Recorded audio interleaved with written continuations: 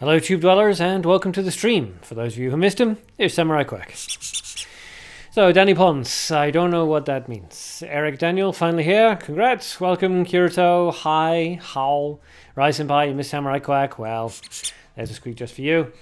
Virtude, hello. And Eric Daniel, I don't know what that means either. Okay, so today we're going to be looking at the Flower Festival thing. For those of you who don't know, who aren't aware, I'm just bringing it up. I had intended on having this done beforehand, and I completely forgot. For those of you who aren't aware, there's the Flower Festival that's currently going on. A whole bunch of new mutants have been released into the wild and will be released over the coming weeks. Not least of which is a guaranteed light elf hero Triss +1, so that's going to be quite nice. Leek, hello. Sabrosona, hello. Very excited. Nice. Aria, yay. Neiltown newbie here. Well, it's nice to have you. Welcome. Alright, so Flower Festival stuff. Aria's newbie? Not really. Not really. Okay, so it's divided up. The first one's the 9th until the 16th, so you've got 2 days for the current sequence, and then it's the 16th until the 23rd, and then the 23rd until the 30th. If anybody is curious about what they should be aiming for, what they should be saving up their gems for, save for the third week. The third week has the best stuff in it. It's got the EXT cards, of course, which are a possibility. It's got the white or light elf hero Triss, which is the best version. And it's got a couple of other ones as well, which I'm trying to look at here. Yes. Is that the third week? Yeah, the third week also has the special Nerva +1s as well. So third week's definitely the one to be aiming for, if anybody is wondering what to save up their gems for. Previously, it's what? Dark Alron? Which is fine, but with the loss of the Rookie Arena, Alron's abilities kind of plummeted down. She was phenomenal in Rookie Arena. Really, really good. If you could get an Alron +1 out on the board, or if you could get your AI to bring an Alron +1 out onto the board on the very first round, then your AI had a good shot of winning, but obviously in PvP, not quite so useful. Any of those activates at the beginning of the turn abilities, not so great.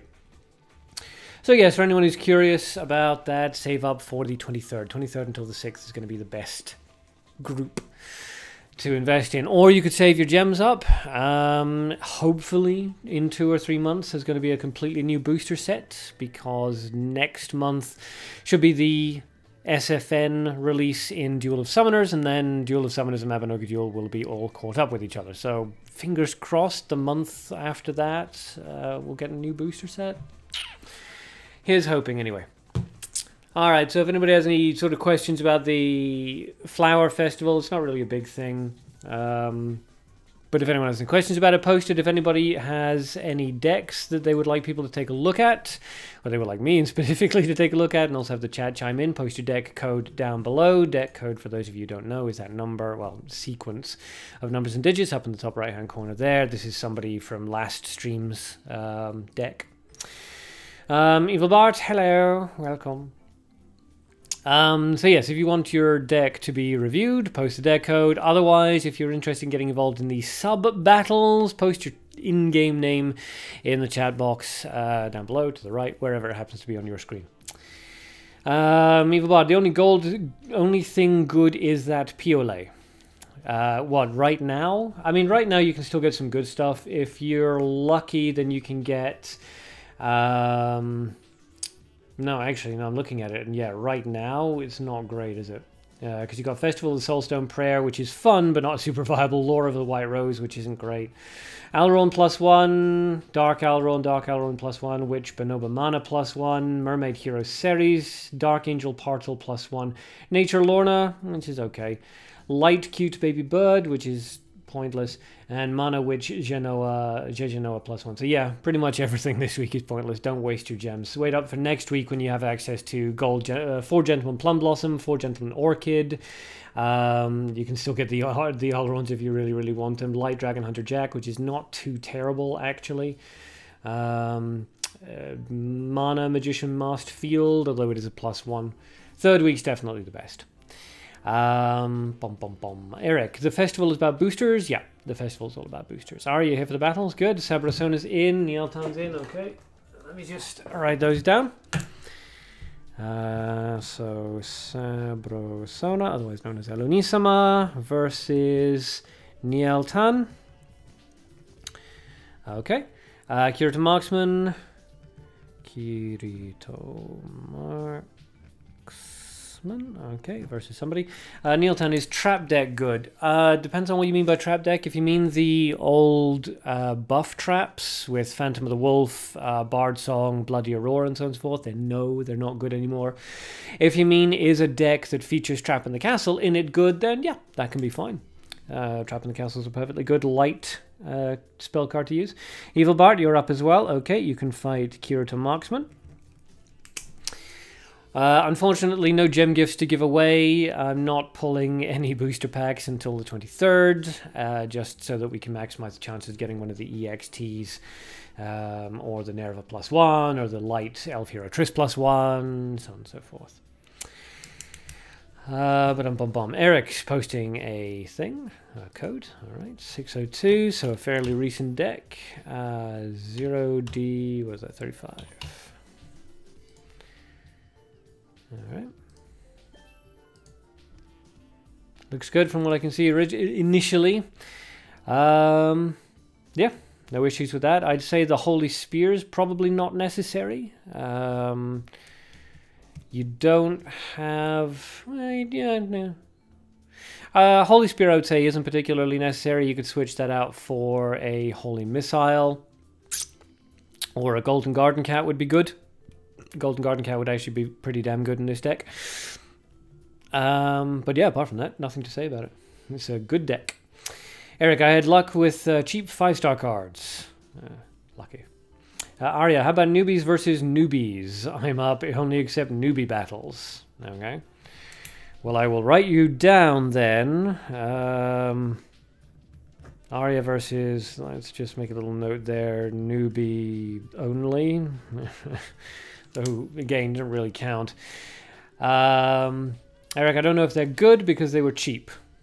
Well, if you're talking about the ones that are on the screen at the moment in the deck that you just sent, then the only 5-star is Fabicia.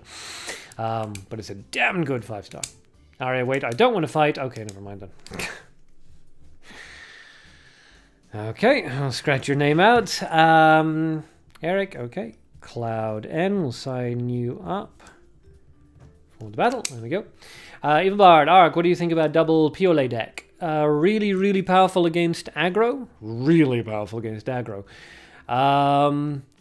Could work in a Nature Gold Darkness deck. There's some combos there with Hellhound, or you could even make use of Death Cloud. If you were going for, you could go Gold Nature Mana, if you wanted a Mana Death Cloud, which was really, really good a year ago, Mana Death Cloud.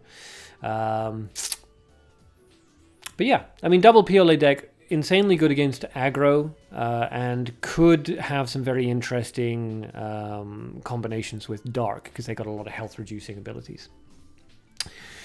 Eric, I have Elven Kier and another called Templar. Master Materio Templar or a different Templar? If it's Master Materio, he's really, really good. Elven Kier is also really good. Arguably, I think Illurin's better if I had to fall on one side or the other, but Linker can definitely do a lot of work in particular decks.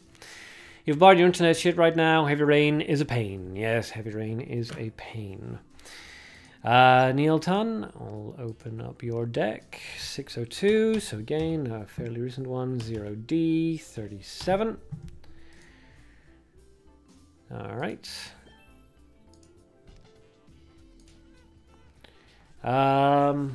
Okay, so a variant... No, it's unusual. It's a variant on the standard Resurrection Magician Masked Field. That works out okay. Arcadean needs to be -1. Ideally... Yeah, that's a variant on the Magician Res deck. The standard Res deck is Dark Mana Light. So you need Light, Feathers of the Phoenix. You use Dark for the first Magician Masked Field, and then you take a Mana Magician Masked Field. Light, Angel Orperia -1. if you need it, then an Angel Nevia -1 as well, so that you can throw both of them out. An Angel Atid if you're really confident. Yeah, so that's not really going to work, unfortunately. Slightly better you'd probably find is going for Betrayal instead of one of those colorless soulstones if you really want to stick with Gold Light Dark. But if you're going to run double Magician Mask Field Res deck, one of the Magicians really should be mana. Evil Bard Linker and Templar are both good, just use them both. Yep, you absolutely can use them both. Again, if I had to fall down on one side or the other, I'd say Ellurin's better than Elven Cure, simply because Ellurin is much harder to remove. Elven Cure can be removed by any removal spell, well, any sort of like 2-cost plus removal spell, which is slightly problematic for him. Ellurin, I'm pretty sure, resists that, so it's tricky, but yeah, Linker's definitely a very, very good one. And if it stays out onto the field for 2 turns, then that's fantastic. Aria, okay. 602, another recent deck. What is that? 0C1F. 0C1F. All right. Taylor Miss Shelley, a classic. Mana Holy Missile, interesting choice. Yeah, that seems fine. I'm curious as to why Mana Holy Missile and why not just a magic missile, and why a light hunt and why not just a surprise attack. Generally, don't go for mutants unless you have to, because it cripples your HP gain for levels 2 and 3. But no issues with that deck, certainly. Just an interesting couple mutants there where you don't really need those to be mutants. Also interesting to see Taylor Miss Shelley just using Vampire mana +1. Generally, of course, these days with Taylor Miss Shelley, you see Synthesized Zombie, sometimes Shadow Vampire, that kind of thing. Just a lot of things at lower HP values. Sci-fi movies, is this deck good? Let me take a look. 602, 0D, 3D. Alright, I see you got an ominous mark there. That's already a little bit worrying. Goblin Bullhorn, interesting. Okay, so interesting. The Golden Gravekeeper is fine. Holy Missile is fine. Card Appraiser is fine. Flame Emission is fine. But the rest of them not really so great. The problem with Ominous Mark is it is more or less a dead card. Let's take a look at it. So you cost 1 in order to get 1 resource back, basically. And at level 3, it's a dead card because it doesn't give you anything. The problem is if your opponent is running Darkness, then you spend 1 action and 1 resource in order to get 1 action back, and your opponent does nothing, and they get a free 2 Darkness resources. And a lot of people are running Darkness these days because a lot of people are running Lilith. So the Ominous Mark's not great. It helps your opponent more than it helps you out. The Goblin Bullhorn, you don't really want that. You've got nothing on here that you want you want enemy creatures to move in front of, really. You don't want people to move in front of the Card Appraiser because he'll die immediately. You don't really want people to move in front of the Golden Gravekeeper because he's more than just a resource generator. Plus, you want him to be removed by spells, not by creatures. You don't really want anybody in front of Tyon because he's supposed to shut things down, and there's no point in moving somebody in front of Zaraska because Zaraska moves in front of people himself. So you don't really want the Golden Bullhorn. The Inn's fine, but none of your creatures really benefit from it. The Golden Goblin Gravekeeper doesn't benefit. The Card Appraiser doesn't really benefit because neither of them have enough HP to make it worthwhile. The Mud Defender does, but the Mud Defender's pretty useless because he's defensive, but he has no offensive pressure whatsoever. Hero Tyon doesn't benefit from the Inn, and the Zaraska doesn't really benefit from the Inn because they can be killed by stuff remarkably quickly anyway. The problem is the meta right now is predominantly transformation. Everybody's running Amateur's Blue Spell Circle, or they're running like Synthesized Zombie and Piolet, stuff like this, stuff that you can't really take. The Inn can't outpace that kind of stuff. And Tyon's just way too easy to shut down. As soon as you drop that, your opponent's just going to go, okay, well, I'm either going to capture it, in which case all of your creatures can now no longer do damage except for Zaraska, or they're just going to transform it and kill it. So, yeah, I get the idea. And whilst this would, with a couple of tweaks, would work okay in PvG, it won't work in PvP, unfortunately. The Wolf, hi Ark, long time no see, how are you? I'm good, how are you? SWAT greetings. Hanweris, hello Ark, just come back, playing MD, welcome back. If Bart, Ark, you should have seen me against Nerva and Lilith deck today, he did everything right, but I somehow shut him down in 2 moves, that's very impressive, good job. And Rai Senpai, 602, 0D41. Sci-Fi Movies, thanks very much for your views about my deck, no problem, hope they helped. I mean, I'm all in favor of people trying new stuff, but yeah, sometimes it's a bit. Oh, and I've got you know, some other stuff. Okay, so Sabrosona, sorry, I missed yours, and Eric Daniel, I missed your other one. Astrologist Aventur, interesting choice. Honestly, in this particular, since you're running Jane, Nerva's better. But apart from that, yeah, nothing I would really say that absolutely needs changing. Very defensive based. With the Golden Bomb Squad and the Fiery Zealot, you might want to remove one of those for a paralyzing bullet. But maybe not.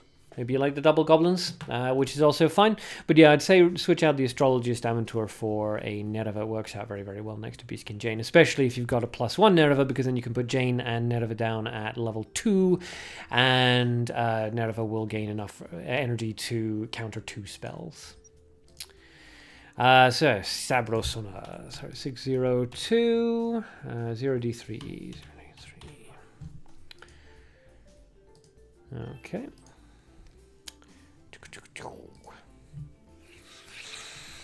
Obviously, I'm not going to give any critiques on a deck that Sabrosona's created, because they're an extremely powerful player, very good player. And yeah, as you can see from this deck, really nice and solid. Double Lorna, which is going to be super annoying for your opponents. And a lot of people using Rise of the People now, which is pretty cool. After the tournament, we've seen a lot of people running Rise of the People, which is really cool. But yeah, very, very solid deck. Very solid. For anybody who wants to run this deck, if you don't have Mukro or Gesco, just get an Aventur's Blue Spell Circle. It's exactly the same thing. And Eric Daniel, 602, 0D39, 0D39. Neil Sanders is so helpful. Okay, I'm glad. Ba-dum-bum-bum. Taylor Michelle, along with, yep, Synthesized Zombie, always a good plan. Magician Masked Field, Suspicious Peddler, Arrow of Revenge, yep. All looks pretty solid. Yeah, normally you see a Mana Vampire +1 in there, but honestly the Ice Spear, the Firebolt, the Imp, and the Aventur's Blue Spell Circle are all really powerful, so yeah, just a very nice deck. Very nice deck. Did we look at Rice and Pies? I'm pretty sure we did, yes. Arya, your math deck is going to be one that requires a lot of calculating, I assume, for HP values.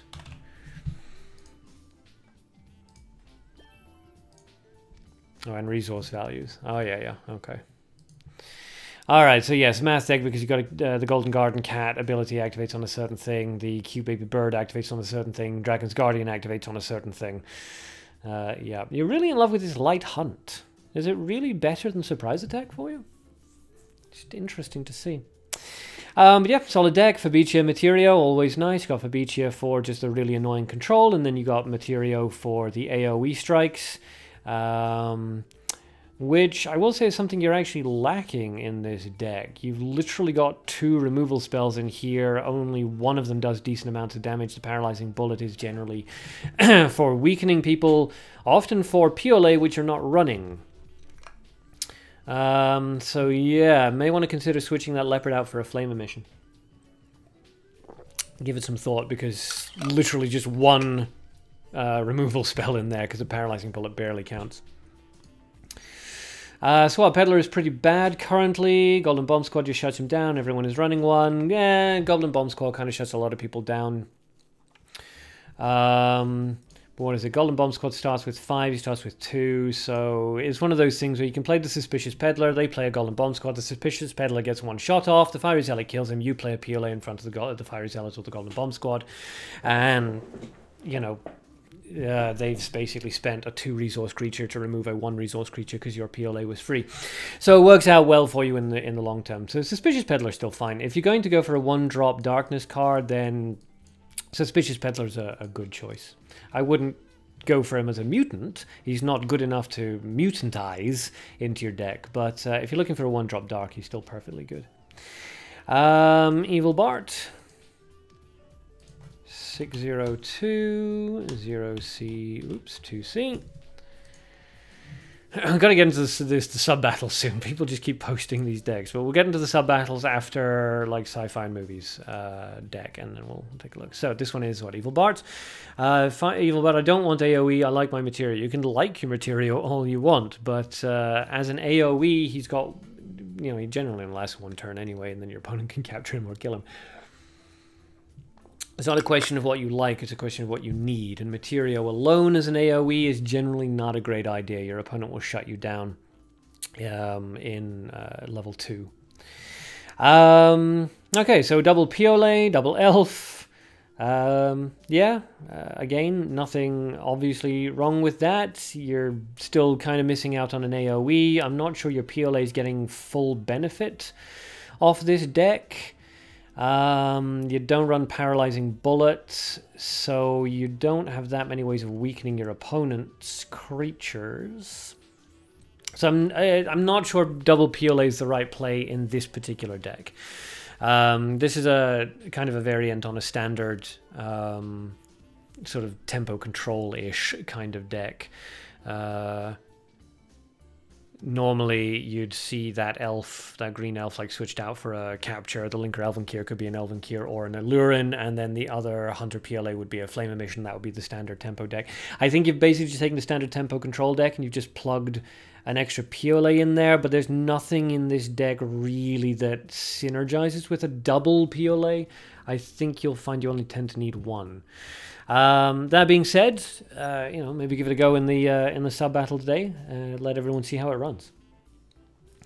And Sci-Fi and Movies, last one, and then we're into the sub battles. 601 FC44. Is it good? All right. You got Ultimate Summon Grim Reaper, so we need. All right, okay. Clockwork Reaper, yay! All right, well, the Chief Guard of Tanor is pointless. Unless your plan is to drop Tanor and the Ultimate Summon Grim Reaper at the same time. But I really don't think you'll be able to afford them both. But yes, it's a variation on my Clockwork Reaper deck. So obviously I like it because it's Clockwork Reaper. But it's not going to work in anything above gold in PvP, really. You can get into gold PvP with this, possibly get into platinum PvP with it, lower platinum. But yeah, you're going to struggle. It's going to be problematic. So what do you want in the sub battles? All right, you can fight Cloud N. Okay, just write that down. Okay, all right, so let's get on with the sub battles then. After we're done with this round, people can submit more of their decks if they want to. But for now, let's get on. So, Sabrosona versus Nieltan. Sabrosona versus Nieltan. Please make sure you guys have each other added as friends. Kirito Marksman versus Evil Bart. And then Cloud N versus SWAT Karma. So again, please make sure you guys have each other added to your friends list. And then come online. Alright, I see Kirito Marksman's already online, so that's fine. But yes, Sabrosona and Nieltan. Sabrosona and Nieltan.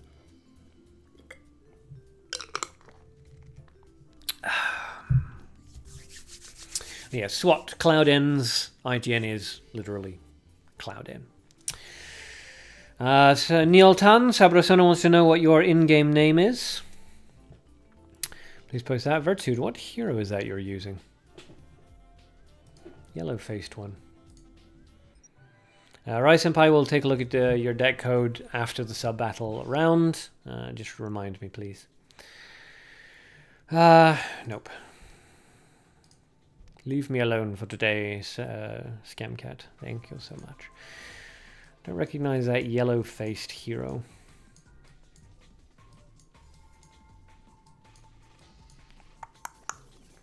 Oh, it's Milia Rage. Win 9 duels using a deck that includes GGR season cards. Fair enough.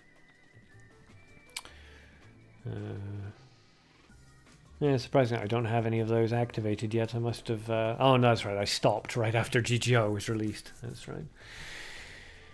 What are the other ones? GGR season card, Twinda, Ram Lethal Valentine, and Elfet Valentine. Working my way towards getting the veteran employee, and then handsome staff Chris, and then Ashlyn. Wah, wah. Okay, so Neil Tan's IGN is Namemi. Name me. Namemi. So, Sabrosona, please add as a friend. And then jump online. Ah, Mingli. Running Camellia. No great surprise there.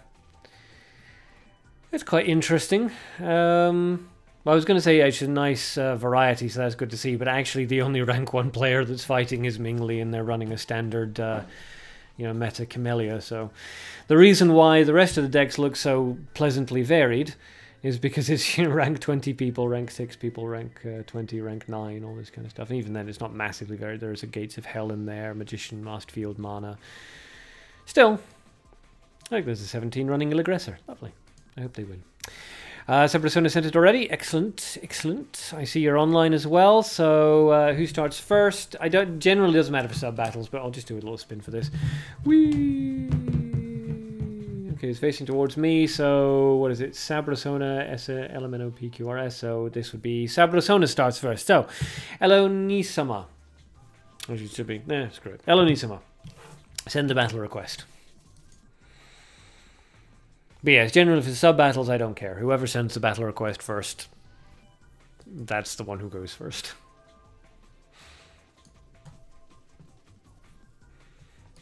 It's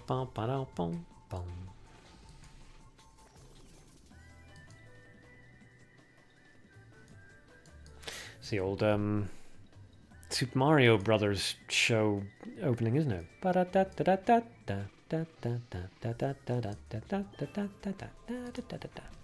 Take one step and then again. Alright, so Nami up at the top with no mutants and the neutral tanned female hero. Elonisama down the bottom with 2 mutants and the L hero. Opens with a Lorna. Always an annoying threat to deal with. Nami goes for the colorless soulstone. So this would be Elonisama's double Lorna deck, it looks like, and Namami's Magician Masked Field res deck. So, another colorless soulstone coming out from Nami there. Massive charge up towards darkness. Elonisama just goes to the charge. No reason to do anything else. And is now ready to level up. Magician Masked Field comes out at level 1, which is an interesting play there. Elonisama needs to answer that or level up and take the 5 damage. She goes for the level up, probably the right choice to make there. And Lorna deals damage, Nami follows suit. 5 damage comes out onto Elonisama, and now she has time to answer both of those threats. So, could throw out a Holy Missile onto the Magician Masked Field, there it is. Followed by Piole onto Anna would be perfect, but I don't remember if she runs Piole in this deck. Looks like not. Goes for a Revival to take the Magician Masked Field out of the deck. Not going to want to risk any issues with the Angel or Peria coming out. Another Magician Masked Field out onto the field. So both of those Annas are now protected by that single Magician, and out comes the surprise attack to take care of that Lorna. An expensive answer, but it does give Nami battlefield control. Elonisama's turn. She still needs to deal. She needs to deal with that Magician Masked Field. Down it goes, and now has 2 Annas on the field that she needs to deal with. Out comes the Ice Spear. That's going to take care of them both. And ready to level up to 2. Nami's turn. Not enough resources for Norperia, which is why Elonisama felt safe enough to destroy everything without having to revive. Goes for charge, which goes into darkness, and goes for another charge. One would have to assume nothing in gold. There we go, another charge. Alright, I'm not sure if Nami has enough to use Feathers of Phoenix right now. Elonisama goes for a Lorna play at level 2, followed by a level up, wanting to use as few resources as possible and bait out as large a resource response as possible from Nami. Out comes a Holy Missile, that's going to take care of the Lorna, and Nami levels up. Elonisama's turn, 3 actions, a decent amount of nature and light, lagging a little bit low in mana, but then her opponent's not doing great for light. So still quite even. Goes for a triple charge, looks like. Just going to try to maintain as many resources in the pool as possible. Namami's turn. Let's see what they decide to go for. Still not enough for an Orperia. Goes for Revive out of the grave. Going to cost Namami there. Plays a colorless Soulstone, which goes into darkness, which allows them to bring out another Magician Masked Field. And back to Elonisama's turn. So, Holy Missile once again into the Magician Masked Field. Yep, and there it goes. And the assistant Anna answered with a Persona Lin, who immediately kills her facing opponent. And then a Revive from Elonisama to prevent any resurrection shenanigans. Namami's turn. Got a good amount of gold there, but nothing in gold that's really a decent counter to Persona Lin beyond, say, a Goblin Bomb Squad. But from what I remember, this deck doesn't carry any creatures other than 2 Magician Masked Fields and an Orperia. So, Namami having a little bit of trouble here. Let's see what she decides to go for. Another colorless Soulstone, which is getting more and more expensive all the time. There's not going to be enough to summon out another Magician Masked Field, unfortunately, for Nami. And that 7 damage coming out from Persona Lin is going to hurt. A discard into Darkness to summon the second Magician Masked Field, maybe? No, a charge which goes into Darkness. Interesting choice there. Evil Bart, my deck would be perfect for Elonisama. What, to counter Elonisama, you mean? Charge and a Rise of the People from Elonisama. So Namami is now facing down fatal damage from 3 separate creatures out onto the field. Wow, you're incredible, says Namami.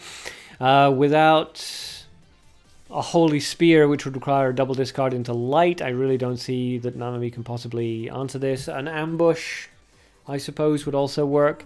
Out comes the Magician Masked Field in front of the Citizen. The Ana goes onto the far left-hand side, leaving 2 creatures out in front. Namami went for a charge, goes for the Ambush. Not entirely sure why she didn't play Ambush first and then the Magician Masked Field, because that does leave the Magician Masked Field open to Citizen kill. So all Elonisama has to do there, yep, is move the Magician out of the way, and the Citizen will land the finishing blow. So a little bit of a misplay there by Namami. Possibly they were hoping that the assistant Ana would block, but again, you don't want to block with, you know, non-block ability creatures if you're facing down Fatal. So congratulations to Elonisama, and well played to Namami. Nice to see both of the decks that we showcased earlier in action. Okay, good. Evil Bart, how much health does Beastkin Jane have again? I don't remember off the top of my head, but we'll quickly check. Up next is Kirito Marksman versus Evil Bart. So when you guys are ready, please let me know. Alright, so just go with this one, doesn't matter. So Beastkin Jane has 12, 14, and 16, and Beast Jane has 14, 16, and 18. But obviously, while she's a beast form, her HP won't drop below 1, so it doesn't really matter. And Jane transforms at the end of the turn, which is one of the reasons why she's arguably the best beastkin creature in the game. Jurgen can be made into a really nice gimmicky kind of deck. Dark Amino +1 can be made into a pretty nice gimmicky deck as well. But Jane's just solid as is. You can plug her into a lot of stuff, and it doesn't matter so much. So, Kirito Marksman versus Evil Bart. Kirito Marksman versus Evil Bart. I see Kirito Marksman online, but I don't see Evil Bart. But then I'm not sure about how this works. Cloud N and SWAT, have you guys added each other as friends for the next battle? Please make sure that you have. So yes, Kirito Marksman versus Evil Bart. I don't care who sends whom a battle request. Just somebody sends somebody a battle request.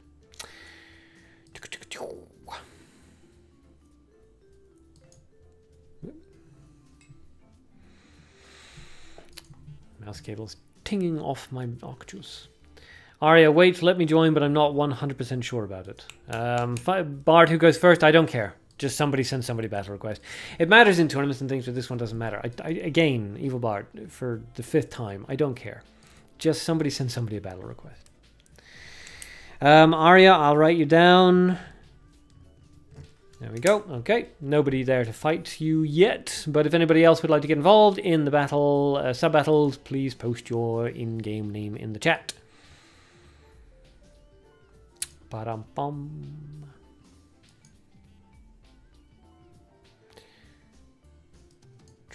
Okay, I see that Evil Bart's online, so him and Kirito should be transitioning pretty soon. He's running the Castiff hero, which is awesome.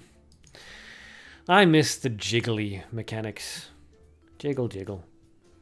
Damn you, SJWs. Ruining my belly jiggles. Okay, they're transitioning. Good, good. Ba-da-bum, ba-dum. Okay. And spectate. SWAT, you volunteers are opponent, you're already fighting us. Evil Bard up at the top with 2 mutants and the Castiff hero. Yay! Kirito Marksman down the bottom with 0 mutants and the Skulled hero, who's my favorite hero aesthetics-wise. I don't know why, I just really like her. An elf comes out on Evil Bart, mwahaha, hello there, which is answered by a fiery zealot. Now, this is Evil Bart, who, since he's got 2 mutants and he's running darkness, yep, okay, there's a double elf. Alright, so this will be the double Piole deck. So, the fiery zealot is going to kill the elf, that's no big deal. Kirito Marksman ignores the second light elf, goes for a golden garden cat on the far right hand side. That's not going to start generating any resources, so Evil Bart can choose to ignore that if he wants to. Could also remove it with a hunt for a greater than resource cost, but let's see what it decides to go for. Sci-fi movies wishes to fight. Okay, I will write it down then versus Arya. So, sci-fi and movies. Alright, so Arya and sci-fi movies, please add each other as friends. Hey, what the hell? A living mushroom. A living mushroom comes out on Kirito's side of the field. Alrighty then. I've never seen that used seriously, and this is going to be quite fascinating because Kirito Marksman obviously is a very, very good player.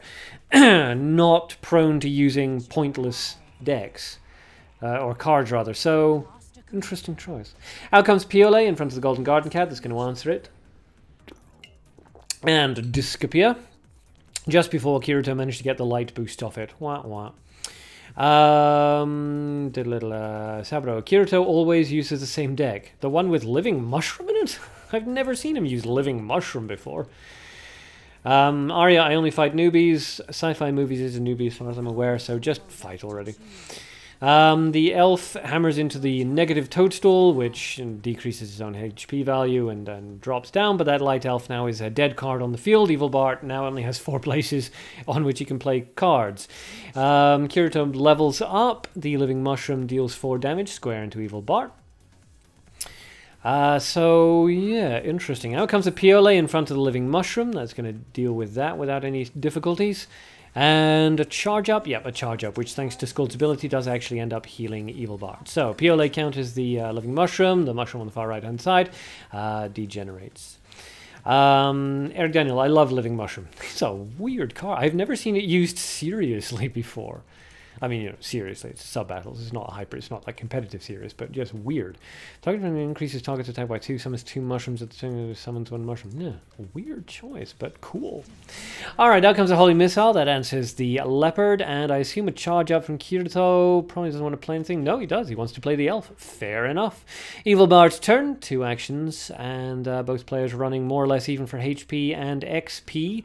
Evil Bart doing quite well for resources there. Out comes a linker Elvenkier. That's going to kill the elf, of course, and then heal itself plus Evil Bart up a little bit, which is always nice. The mushroom finally disappears, and away we go. Teresa, Ilora is lurking. There is a Gru in the castle. Kirito Marksman's turn. Got to answer that linker Elvenkier, otherwise Evil Bart's just going to go right all the way up to full HP. But what to answer it with is the question. Sci-fi memes. Hey, give me the name of Arya in Mabinogi Duel. Arya Ikmal. So, Arya, please post your in-game name for sci-fi movies to fight. Persona, sorry, okay. I'm accustomed... This is going to take some translating. I'm accustomed to see Kirito with the same deck that when I see the Gold Light Nature, I think it was the same. Fair enough. Well, Gold Light and Nature is just a really good combo. Out comes the Flame Mission. They're going to take care of the Linker Elvenkier as well as the Elf, although taking care of the Elf kind of works out fairly badly for Kirito Marksman here, because you kind of want just that left out onto the field. It was a dead card. Okay, good. Arya's posted his in-game name, so sci-fi movies, please add him as a friend. Both players are leveling up, but Evil Bart discards a card into the grave, which is quite interesting. Kirito levels up as well, almost certainly just going to charge up, which is what he does. Goes into nature, which gives him a little bit of health back. Fabicia comes out. Pardon me, far left-hand side, because that's where you always want to dump your Fabicia. Evil Bart resurrects for 5 damage. Kirito Marksman's got 8 in the grave, so only 4 in the hand, so that's going to be an expensive revival. And Fabicia does what Fabicia does. So, Kirito Marksman's going to revive, take that 8 damage. Got to get rid of that leopard before he can deal with the Fabicia. Or face down the barrel of a 17 damage creature coming out. No chance for an Amateur's Blue Spell Summoning Circle or anything like that. Out comes Rise of the People. Interesting choice. One of which drops in front of the Princess Fabicia. Kirito Marksman may decide to leave that as a guard, although Evil Bart does have enough resources for a surprise attack / hunt. So may remove the citizen with that just to allow the Fabicia's 10 damage to come out. Kirito Marksman's turn. Still one more action to go. What will he do? It's an awkward situation to be in because you really don't want to leave that leopard out onto the field because Fabicia's just going to keep on summoning those bloody things. Out comes the living mushroom once again. Fair enough.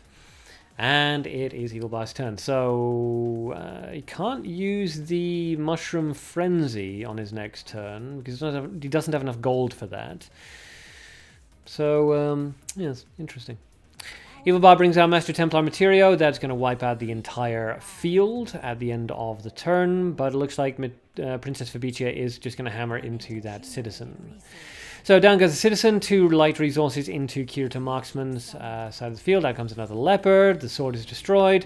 Down goes the mushroom and the citizen, which of course is another 2 light resources into Kirito Marksman's side of the field. Now, a Holy Spear here would be absolutely ideal, but since nobody other than Japanese players ever seem to run Holy Spear, it's not likely that Kirito Marksman is carrying it either.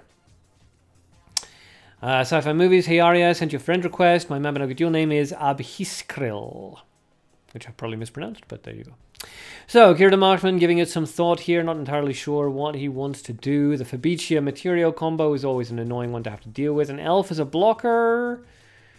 I don't really see how that's going to help. Paralyzing Bullet onto the leopard. Is he just throwing random things out? Taylor Michelle? No, okay, he went for the blocks. Okay. Interesting. The Vengeful Knife comes out. That is, of course, just going to obliterate Kirito Marksman's side of the field once again. So Evil Bart doesn't really need to do anything here other than charge up. Could go for a hunt onto the Taylor Michelle, just for a quick kill with the Materio. Or he could just do a triple charge and wait for Materio to kill everything. Sabrasona, I use Holy Spear and I'm not Japanese, by the way, Opipop. I've never seen you use Holy Spear, though. So do you actually use Holy Spear, or do you just have 1 out of your 25 decks happens to carry it? Oh. And there it is, the removal spell into the Fabicia, into the kill. So congratulations there to Evil Bart, and well played to Kirito Marksman with a weird mushroom deck that I still don't know what the point of that was, but it was really cool to watch anyway. Neil Tan, wow, so interesting, I agree. Arya, yep, I'll get that after these battles, cool, cool. Petitioning, hey, oh, hey Ark, you still alive? Yes, I'm still alive. Not dead yet, despite, you know, the CIA's best efforts. Okay, up next is Cloud N versus SWAT. Cloud N versus SWAT, so it's Karma versus Cloud N. So you guys, when you're ready, please come online and beat each other up. Kirito, lol, have to work on my mushroom deck. Yeah. I mean, it's a fun idea, but yeah, there's a reason why nobody in the history of Mabinogi Duel has ever gotten a mushroom deck to work.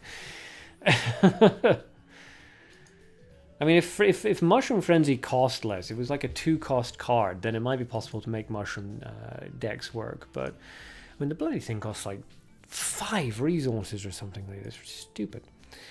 Sabro, say that you never see me using Holy Spear can count as an insult. Yes, I am in fact insulting you. Hey guys, you hear about Sabrasona? She never uses Holy Spear. What a loser, right? Evil Bart, I have no idea what you were doing. I don't think anybody has any idea what he was doing. But, as I say, it was fun. Oh, and they're fighting. Good, good. Hen Yuan Chua, can I take a look at your deck? Yes, absolutely. After this fight is Arya versus Sci-Fi, and then I'll look at more people's decks. Ooh, Cloud N is using the wagon hero guy. I like that guy. He's really good. I loved him when people were running a lot of ambush vines and hidden spiders and things like that, because when they leveled up, it would pull the ambush vine / hidden spider right back into their hand. It was fun. Teresa, more room for mushrooms. Yes, there's always room for mushrooms. You need to have it like 90, well, no, like 50% mushrooms and 50% steak. There we go. So some very aggressive plays here on both Cloud N and Karma's sides. Both players dropping cards and having them removed immediately. Virtude, no Holy Spear in 2018. Severasona, my Cassiel deck doesn't agree with you. Doesn't agree with that you're a loser or that you don't run Holy Spear. Because if I remember your Cassiel deck that you posted in Discord, it doesn't have Holy Spear in it. Evil Bart, he used his AoE already, so I assume no more AoE. I wasn't afraid.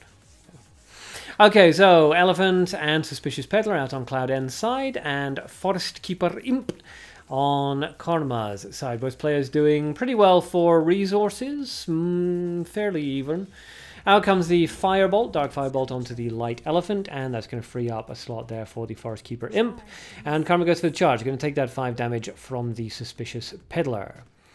So, Cloud N's turn. No easy, obvious answers here. You know, Magic Missile would kill the Forest Keeper Imp, but it would cost a little bit more than Forest Keeper took to play. Hellhound would wipe out the Forest Keeper Imp, but the question is, you know, do you really want to drop that? Holy Missile, again, slightly more expensive, but it gets the damage off the field anyway and leaves Cloud N with battlefield control. So, Karma needs to answer that Suspicious Peddler. Brings out the Arena Champion, which is always a fun card to see. Meets HP breakpoints at every level, which is really cool. And then goes for a charge. I've just noticed Karma's back to using Bonoba, so the darkness charges are really hurting. Vampire Mana +1 comes out, and that's going to seriously hurt that Arena Champion. 20 HP onto the Mana Vampire, which means it is outside of KO range. And the Suspicious Peddler continues to chip away at Karma. Both players ready to level up to 3, both of them running really low on resources and a couple of things. Amateur's Blue Spell Summoning Circle comes out in front of the Arena Champion, which is going to kill that Mana Vampire and free up the Arena Champion to deal 7 damage. So, if Cloud N can answer that, which I don't think he can, then he should do it before leveling up. But again, with the resources, it doesn't look like it's possible, although a Firebolt comes out, my mistake. And Cloud N levels up. That Suspicious Peddler continues to chip away at Karma. Karma doing slightly better, therefore, resources than Cloud N, who's got a lot of darkness, but not quite so well balanced in nature or in mana or light. Karma goes for a charge on the first and second action. Darkness resources continue to chip away at both players' HP. Last action's really got to deal with that Suspicious Peddler, or it's just going to continue to cause a lot of problems.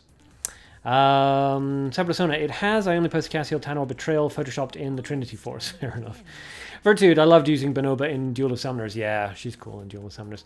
So, Magician Mask Field comes out on Karma's side. That lands very nicely for Karma with the Ana in front of the Suspicious Peddler. So, Cloud N's turn. Holy Missile obviously would be nice, but not really viable. Magician Mask Field on the far left-hand side, which... that's going to be interesting. Amateur's Blue Spell Circle comes out onto the Ana, which is a nice play there by Cloud N. Gets the Ana off the field. The Magician Mask Field, of course, can be ignored because it's not a threat. Karma's turn... there's no flame emission, so there's no big deal about the positioning of the Magician Mask Field there. Down goes the Magician with a Holy Missile. Both players running very, very low on resources, although Karma's doing well for mana. Out comes the Air Bomb. That's going to deal a little bit of damage to Cloud N, but nothing too major. Nick Stalker, hello, welcome. And that's what, 13 damage on Cloud N's side. Yes, I mean if he could charge into darkness and remove the bluesy floozy, that would be hilarious. But it's not very likely. Both players running very, very low on resources here. Yeah, neither one of them is in sort of the controlling position. There goes the darkness charge, and that's going to tip down Karma a little bit more. What's he going to do on his last action is the question we ask ourselves. Out comes a synthesized zombie. Interesting choice, because it's not going to kill the bluesy floozy. Interesting. So that's 12 damage actually out onto the field there. If Karma charges into darkness, he wins. Is he going for an arrow of revenge? Yep, arrow of revenge. Okay, so Karma wins that one. That was incredibly close, though. Incredibly close. A removal onto the bluesy floozy and Cloud N would have won that one. Very, very, very, very close. So congratulations to SWAT, and well played there to Cloud N. That could have gone either way. Sci-fi movies. Are there any matches after these matches? We haven't got any signed up. We're going to take a look at people's decks right after this round of matches, and then we'll see if anybody else wants to do them. Teresa, loving the special edition Magician Master Mield. Hen Yuan Chua, I killed a bluesy floozy using Drag to Hell, and it also hit the air bomb when there were 3 other creatures on my field. Ooh, nice one. Okay, so next up is Arya versus Sci-Fi. Arya versus Sci-Fi. So when you guys are ready, please jump online and get to fighting.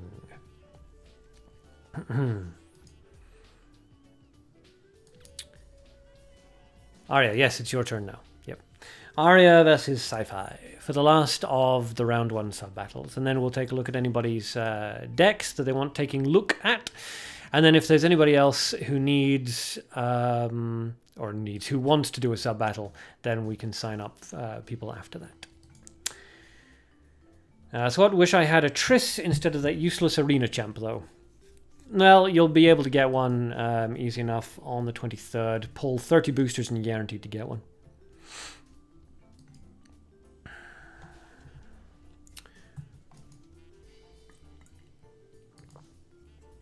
Oh, man. Okay, still waiting for Arya to pop online, and then for the Arya Abiskrill to fight to begin. A few people online. Gintonics is fighting, one of the legends. Yep, Sci-Fi is saying, Arya, I'm active. Yep, you're active, but Arya's not online yet, it doesn't look like.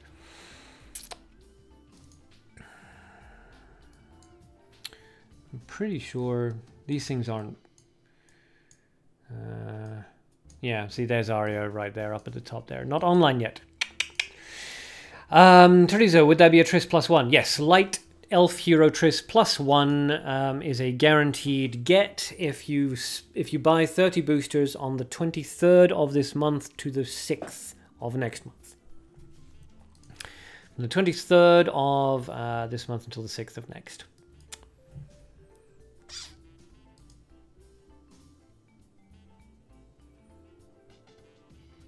Okay, well now both players seem to be offline. Oh, nope, now they're both online again. Good, excellent. Let's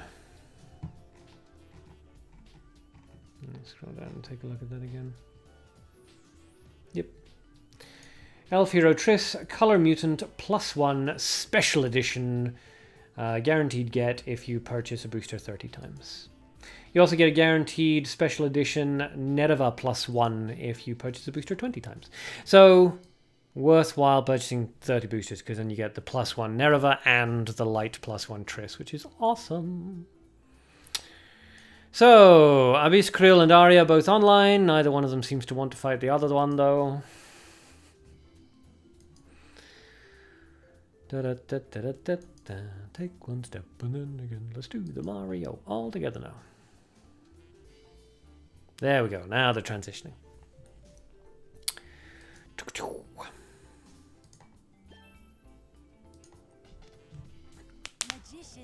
Alright, Abyss Krill up at the top with the Fene hero and no mutants. Arya down at the bottom with the neutral hero and 4 mutants. One of which we see right now. Light Elephant. Ah, pardon me. A little bit of... Ah, my lunch is repeating on me. Out comes a leopard in front of the elephant, so that's going to be just doing enough damage to weaken it enough for a POLA kill later. Out comes the hunt. Arya's not dealing with that. And goodbye to the leopard. Elephant deals 2 damage, and that is Arya ready to level up. So Abyss Krill really needs to drop another creature just to put down some pressure. Drops another creature in front of the elephant. Arya levels up because there's no reason to do anything else. And Abyss Krill goes for a... I'm not really sure, honestly. A discard into nature. Interesting choice. So Arya can just double charge here if he wants to, or could place another creature in order to get some guaranteed damage off. Looks like he might be going for the double charge, though. Just going to play it defensively. Fair enough. The elephant kills the Forest Keeper Imp. Abyss Krill levels up, takes the 2 damage. No big deal. The elephant is not within KO range for a POLA, unfortunately for Abyss Krill. Arya goes for a double charge, just really playing very, very defensively here. And it's Abyss Krill's turn. Out comes a magic missile, does just enough damage to kill the elephant. Costs 1 extra resource than the elephant cost, but so it goes. Out comes a Goblin Shredder, not aggressively, which is interesting, especially since Arya is running nature. You would think that you'd save the Goblin Shredder for a nature play on Arya's side, just for the extra, boost, really. Out comes a Command Hunting, takes care of the Goblin Shredder, and is back to Arya's Abyss Krill's turn. Blah.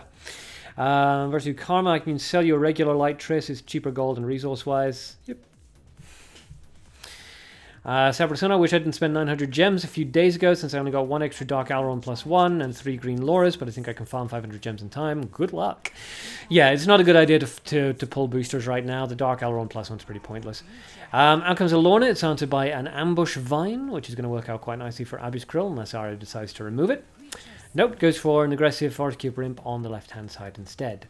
So while I appreciate the offer, free Light Trace is coming next week. Yeah, his point was that he can sell you a regular Light Trace because the only Light Trace that's incoming next week is a +1 Light Trace, and you may not want a +1 variant. Alright, Abyss Krill's turn. So let's see what he decides to go for here. He can pretty much ignore that Lorna for now, although he is going to be taking a bit of a risk there. The Arya decides to go for a removal spell in order to let the Lorna deal a guaranteed 9 damage. But let's see what he decides to go for. Arya's leveled up to 3 with 2 XP on Abyss Krill's side. He would need to do a removal spell onto the Forest Keeper Imp or the Lorna, and then he would be able to level up. But short of a kill or direct damage... Okay, he goes for the Betrayal onto Lorna. That opens up the Ambush Vine, and he levels himself up. Nice one. So the Ambush Vine does 4, and that's going to be 13 damage coming out onto Arya if he doesn't block or deal with it in some way. Goes for a double charge into a Holy Missile, taking care of the Ambush Vine. Going to take the 9 damage from Lorna, on the understanding that Lorna is just going to come right back onto his side of the field. Abyss Krill's not running Darkness, so there's no possibility of any shenanigans with Chief Guard of Tanor. So let's see what he decides to go for. Undine, interesting to see that at level 3. Normally it's a guaranteed level 2 play if you're running Undine. And another discard into the grave, so that would be the Ambush Vine once again. We would assume interest. Yeah, see a bit of a mistake there. Should have revived first and then dropped the Ambush Vine as it was. Dropped the Ambush Vine, then had to revive. Not quite so great. Undine freezes the creature that comes out into the middle, but it doesn't matter because out comes a Command Hunting. That drops down the Forest Keeper Imp's HP value, but it obviously does nothing to the frozen creature because it's just going to transform back to normal at the end of the turn. Out comes the Elephant Light variant then. So that's 8 damage coming out from Arya's side of the field, and 9 damage going to come out from Abyss Krill's side. But then, of course, it's just going to go right back into Arya's side of the field. The Leopard comes out in front of the Light Elephant. A lot of blocks here on non-really blocky creatures. Tiger comes out. That's going to decrease the Forest Keeper Imp and the Light Elephant down to 0 attack value. The Lorna deals her 9 damage and slides right back onto Arya's side of the field. So that's going to take Abyss Krill down to 8 HP. So it means that Abyss Krill definitely needs to answer that Lorna or else end up in a lot of trouble. Projection 900 gems is easy. It takes around 3 weeks to get without too much grind. Well, still takes a fair amount of grind. Because you get 30... I think if you get the entire roulette plus the dailies, you get, 20... I want to say 25 gems a day? Not sure about that.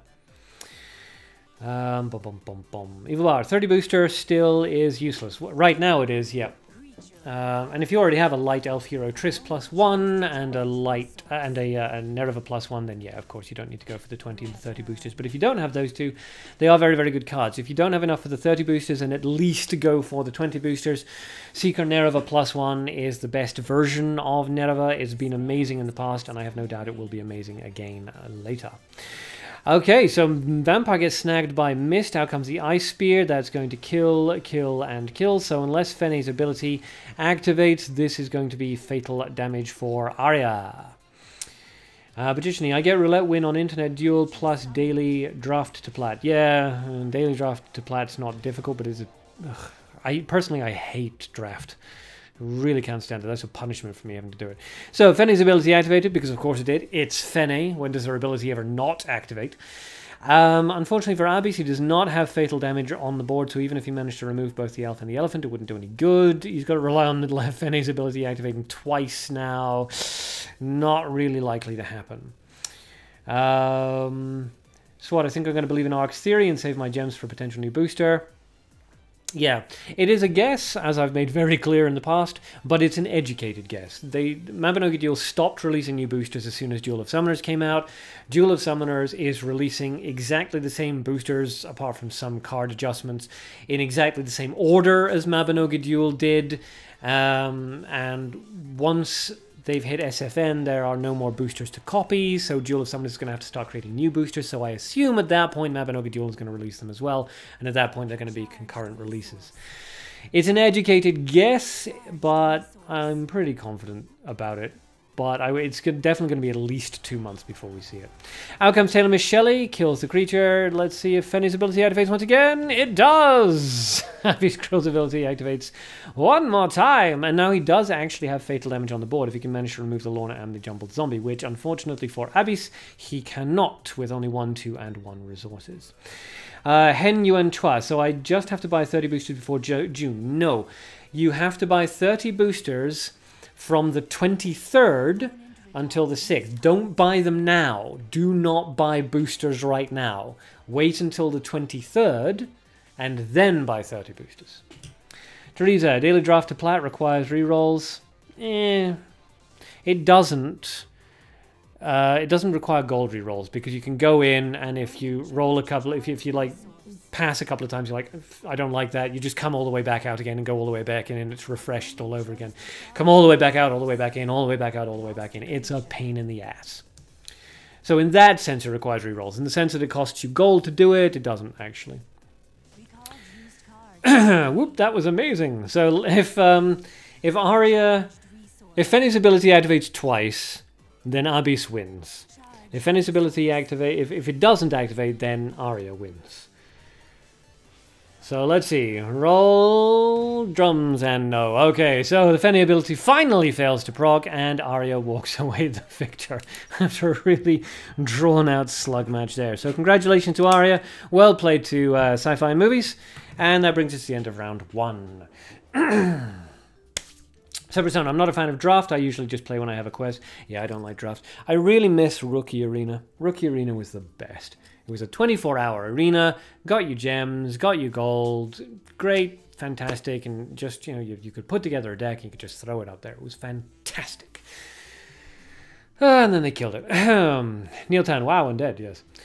Evil Bart, wait, when is the next bonus change? The next one is the 16th.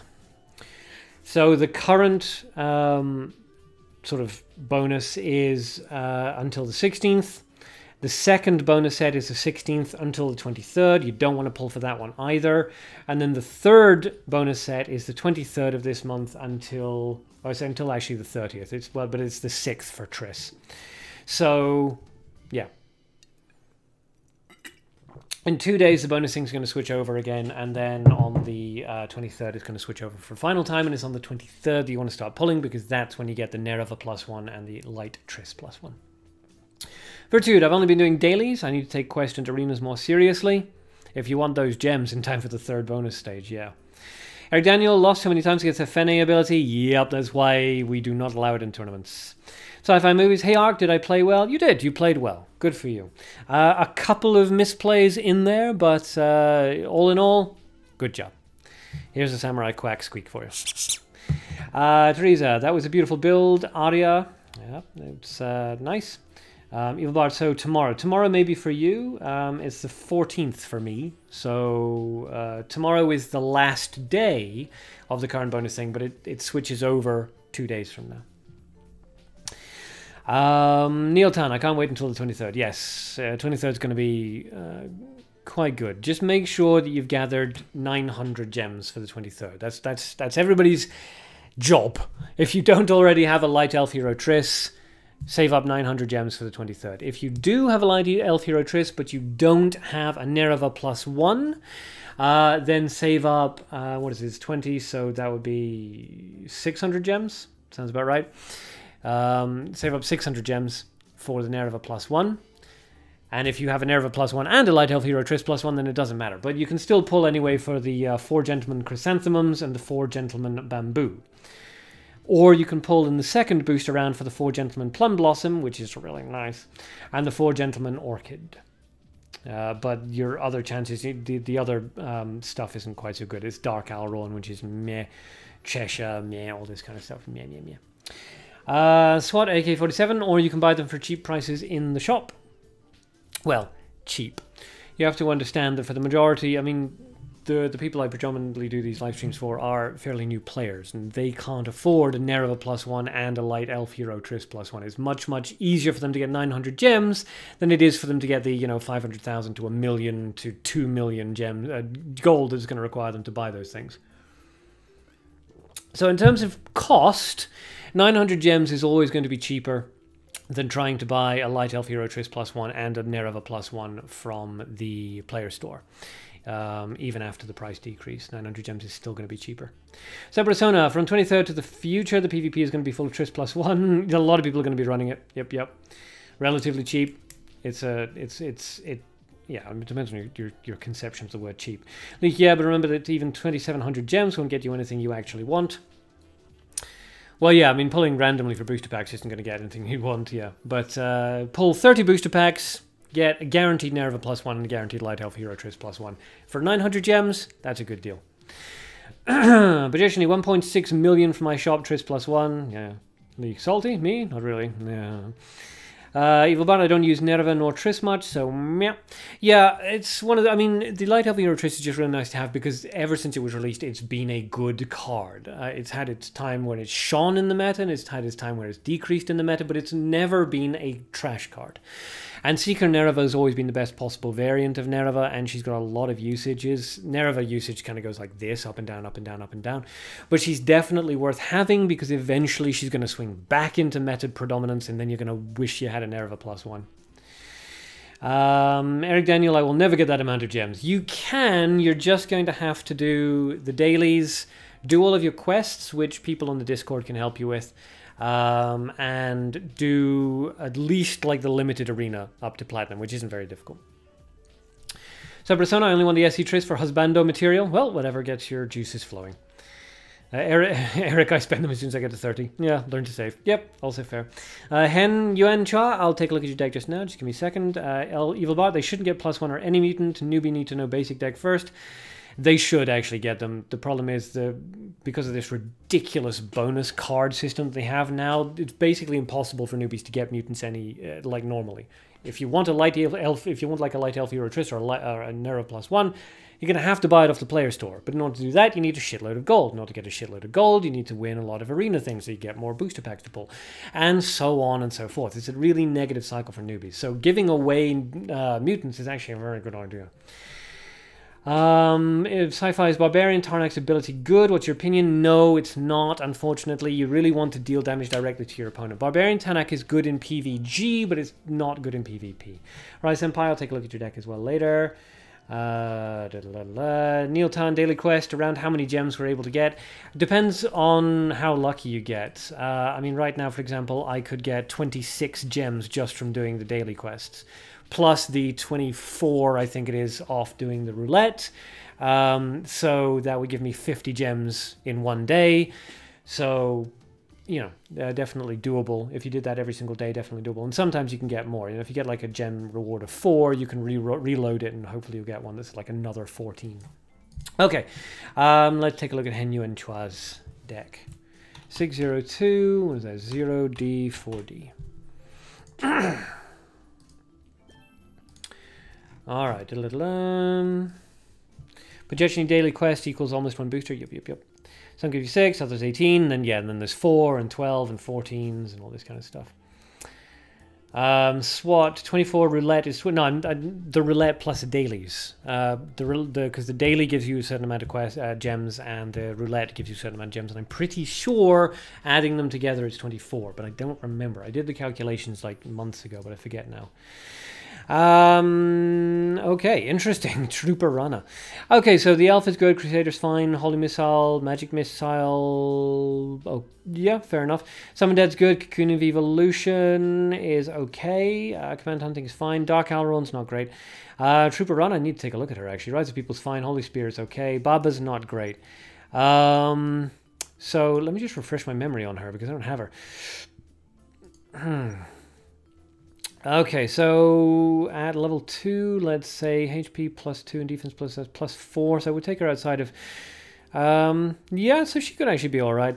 She does meet HP breakpoints if you summon something immediately after you summon her. She could work actually really nicely next to a gold Piole. I would love to see a gold Piole coupled with a Trooper Rana. I think that could be really sexy. So yeah, that's fine. Dark Alron's not very good. Witch Baba is terrible. Don't go for Witch Baba.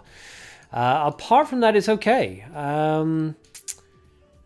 Yeah, switch out the Dark Alron, switch out the Baba, and then that's fairly solid. I think if you went for a Vampire instead of the Alron, problem is Darkness doesn't really have any really good finishers.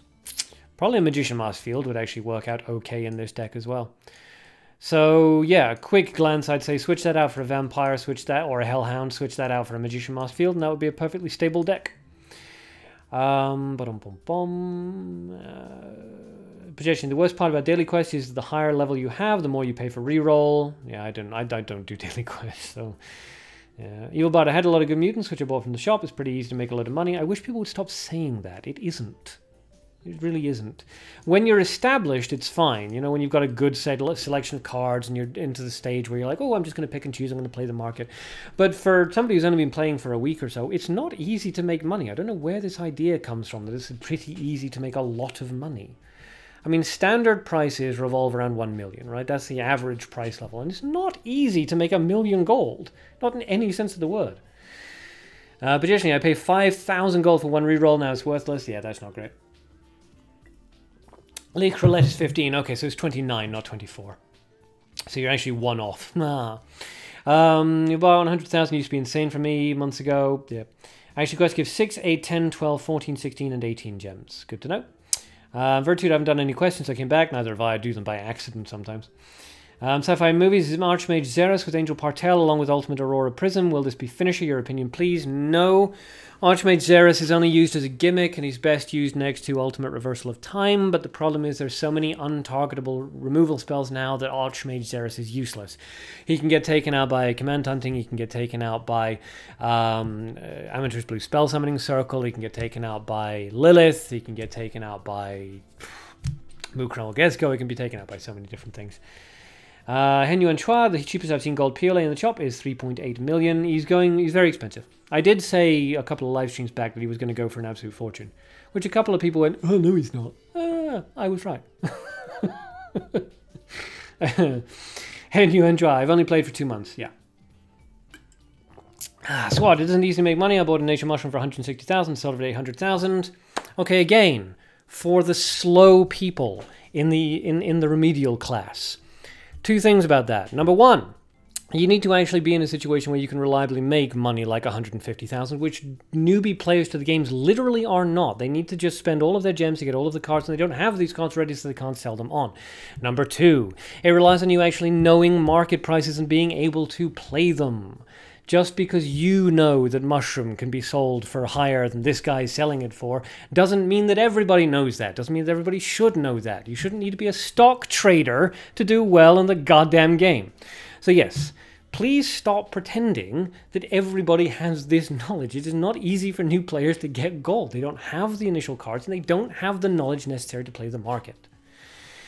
Severson, I don't know, I have 700,000 gold and I feel poor. That is still pretty poor. Again, the average cost of cards, you know, factoring in the topmost prices and the bottommost prices, is 1 million. So 700,000 is actually below average. And Yuan Chua, I have 20,000 gold now. It's about average for new players. Yep. Neil Tan, do I get gems if I complete story mode? I don't know, actually, if story mode gives you gems. It gives you experience and it gives you cards. So it's worth completing the story mode for the experience and the cards. But I don't think it gives you gems. I could be wrong about that, though. I mean, I completed the story mode 2 years ago, so... Right, whoops. So a lot of people have posted decks. We kind of run past them. So if I haven't taken a look at your deck, please post it again. Projection, I'm going to take a look at your aggro deck now. 602, 0B, 04. All right. Point is finished before level 3 for this deck, okay? So what, knowledge is power? Yes, it is, but knowledge takes time to accrue. And again, most people aren't playing this game solidly. Most people have a life. So they don't have any inclination towards sort of sitting for hours, going over the marketplace, or joining in the Discord, oh, price check on this, and come, blah, blah, blah. They literally just want to turn on their phone, play a fun card game, do well in it, and turn it off again. They don't want to have a lexicon of price information in their heads. That's like separate to a card game, but Mabinogi Duel forces you to do it, unfortunately.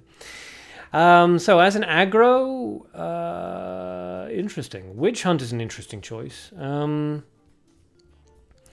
I think the issue with this deck as far as aggro goes is that you're not really committing to the aggro enough.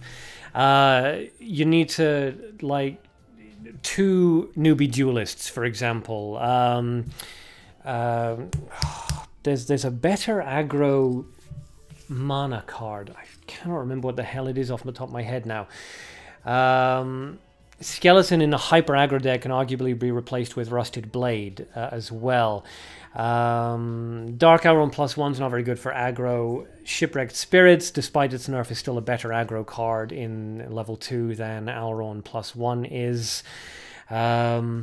So yeah, I think you need to commit more to the aggro thing. If you want this to be like a hyper aggro, really commit to the aggro. Really throw in multiple newbie duelists and Crusaders if you're going to go with light instead of dark, which is arguably better. Light's got more aggro cards in it than darkness does, and better removals than darkness has. And then just really push for it and replace the Golden Eagle with a Nature Phantom of the Mermaid or Nature Phantom of the Wolf if you have one. That would be ideal. Leaf Story also gives gold, which is okay, so another reason to do it. Rise Senpai, take a look at your deck now. 602, 09, F4. Is this the last time we'll see Gold PLA? No. Gold PLA will remain in Mutant rotation forever now, as far as I'm aware, just like every other Mutant card. This is the last time you'll be able to buy Gold PLA as a cover card. Elric, I sold Puppeteer Saad, something mutant, mana mutant for 70,000. The next day was in shop for more than 200,000. Yeah, again, you know, it's the problem with just not knowing, you know, newbies not knowing the prices for things like that. But again, I'm not a big fan of that aspect of Mabinogi Duel. I think in order to play a card game, you shouldn't also know, you know, how to play the stock market. I think that's it's an entirely separate part and it's an entirely separate kind of game. It's got nothing to do with cards. Sci-fi movie, take a look at this in the second right by you. Sci-fi movies, could you make a deck featuring Angel Partel with Ultimate Aurora Prism? She becomes 5 long with her ability and does increase all part. No, it's not good. Really, the only good Ultimate is Gates of Hell and arguably Summon Incarnate of Fire. Those are the only 2 like good, solid Ultimates. SWAT, what a fun card game. What are they doing in Mabinogi Duel? If you ignore the marketplace and you just pull the booster packs and you're not too worried about getting top 10, then yeah, you can still have fun with it. Evil Bart, it's hard to make money because boosters are shit now. It used to be much easier to make money, yes, because you could determine which one was, you know, most valuable. And then there was an actual literal mutant. I missed their mutant boosters. Their mutant boosters were amazing. You know, and it would cycle every 4 hours or 8 hours. I think it was 4. Every 4 hours the mutant would cycle. And you could pull for that mutant. So much better. Fine, yep, get lucky card, make money, that's useless, yep. Eric, I know nothing about prices right now. You can always ask us in the Discord, said Vertude. Yeah, the only way to learn about the prices is either to spend like an hour every day going through every single shop and just sort of memorizing what prices people are going for, or to go into the Discord and ask other people who have done that what prices are going for. Either way, I think it's stupid. I really, really don't like the system the Mabinogi Duel has in place for this. I think it's a really dumb system, but that's the way you got to go with it. So Persona, to be honest, I only started playing the market when I joined the Discord. Again, quite addictive. Okay, anyway, Rise Senpai. So, let's see. Interesting. Alright, so Imp, Magic Missile Crusader, Mukuro Gesco, Dark Nature Rather Golden Bomb Squad, Hunt Surprise Hack, Piole, Mono Magician Mass Field, Light Paralyzer Lurin, Holy Spear, and Varun Kahan. Yeah, I like it. There's no obvious problems with that deck that I can see. Yeah, nice and solid. You got, what, 1 low-cost removal, 2 mid-cost removals. You got the Holy Spears, the oh shit button, the Varun Kahan to disappear, the Allurin to outright kill, Hunter PLA for utility, Golden Bomb Squad for defense, Magician Mass Field for the finisher. Yeah, I like it. I like it.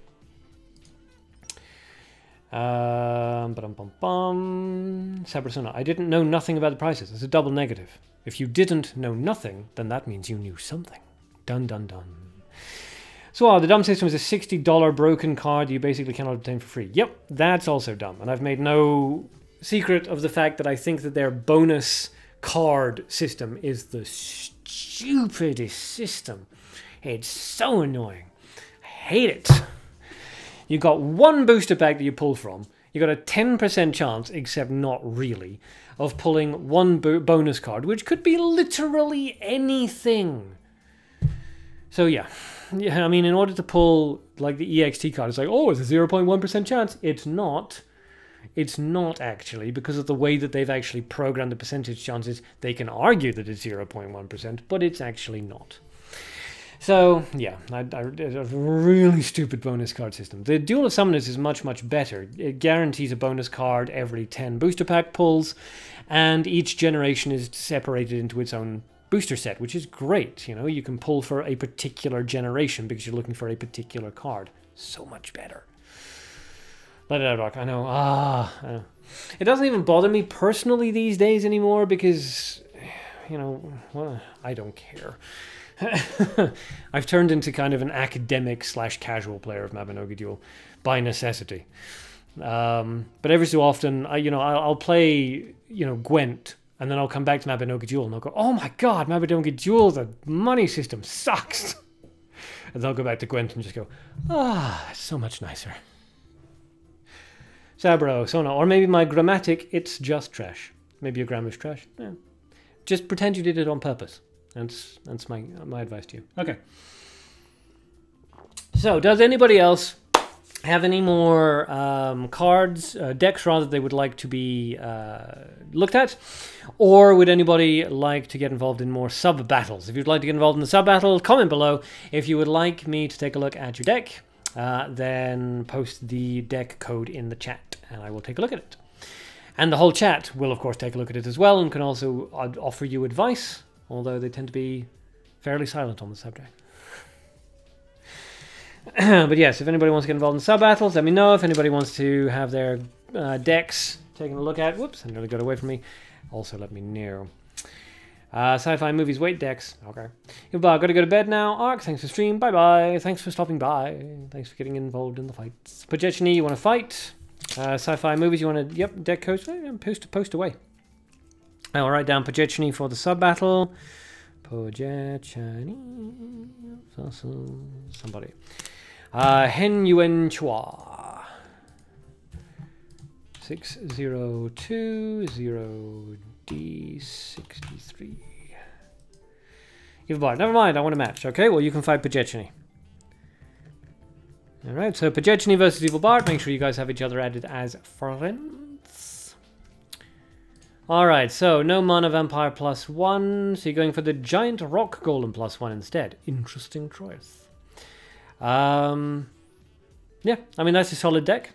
There's no obvious problems there. I mean, obviously the Mana Vampire +1 would be much better than the Giant Rock Golem +1, and Synthesized Zombie works out really well for both PLA and Taylor Miss Shelley, so you may want to switch mana into darkness just for the synthesized zombie. But yeah, that seems fine. All right. SWAT's posting a deck. I can only assume just to demonstrate it rather than looking for critique.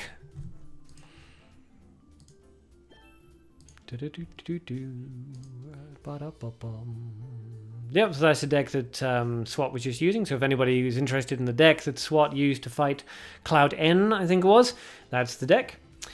Sci-fi and movies. 601, 6365, 6365.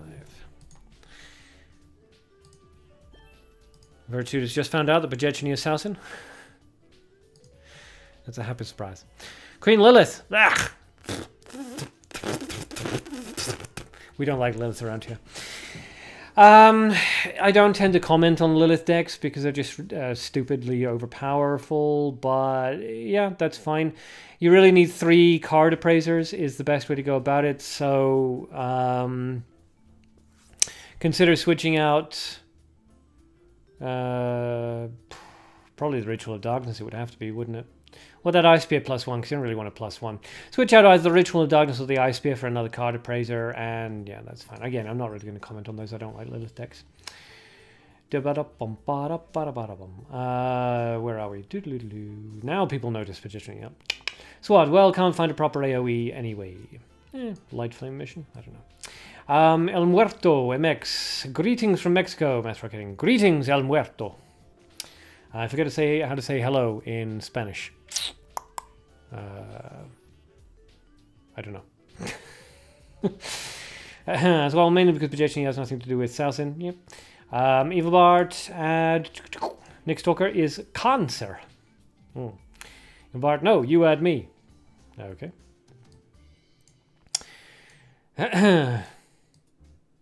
Actually, yeah, because you've got a light flame emission, you don't need the Dark Ice Spear. So replace the Dark Ice Spear with a 3rd card appraiser. Because the idea is you bring out all 3 card appraisers early on, and then you bring out Angel of Teed, which brings the card appraisers back, and then they all go wee with the darkness resources, and then you bring out Lilith, and you win, because it's Lilith. It's stupid. Eric Denner, hello in Spanish is hola. There we go. Hola. Hola. Hola, El Muerto. Please do not kill me. El perro es mi corazón. El gato no es bueno. David es cantante. David es muy famoso. David es el hombre con el beso del diablo. I apologize for that. Alright, so... who's this? Sci-fi movies. Alrighty. Gifted Engineer Azai. Who I do like. Alright.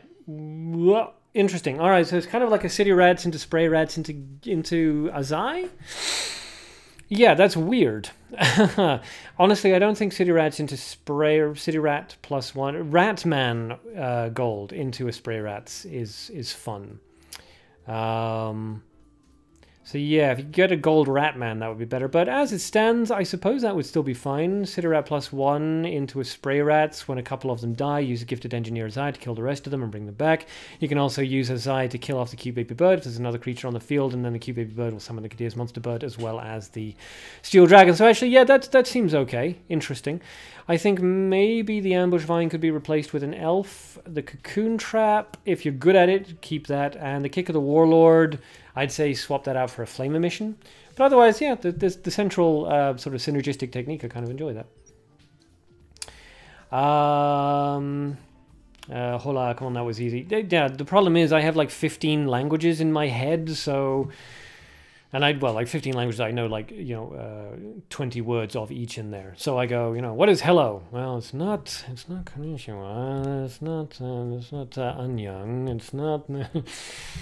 All right. Next talk, repeat arc. Arc is victory.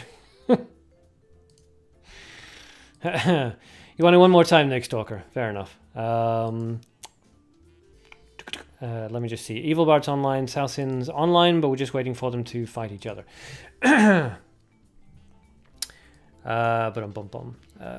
Please accept. Good, good. All right. Neil Tan, ni hao. Yep, ni hao for China.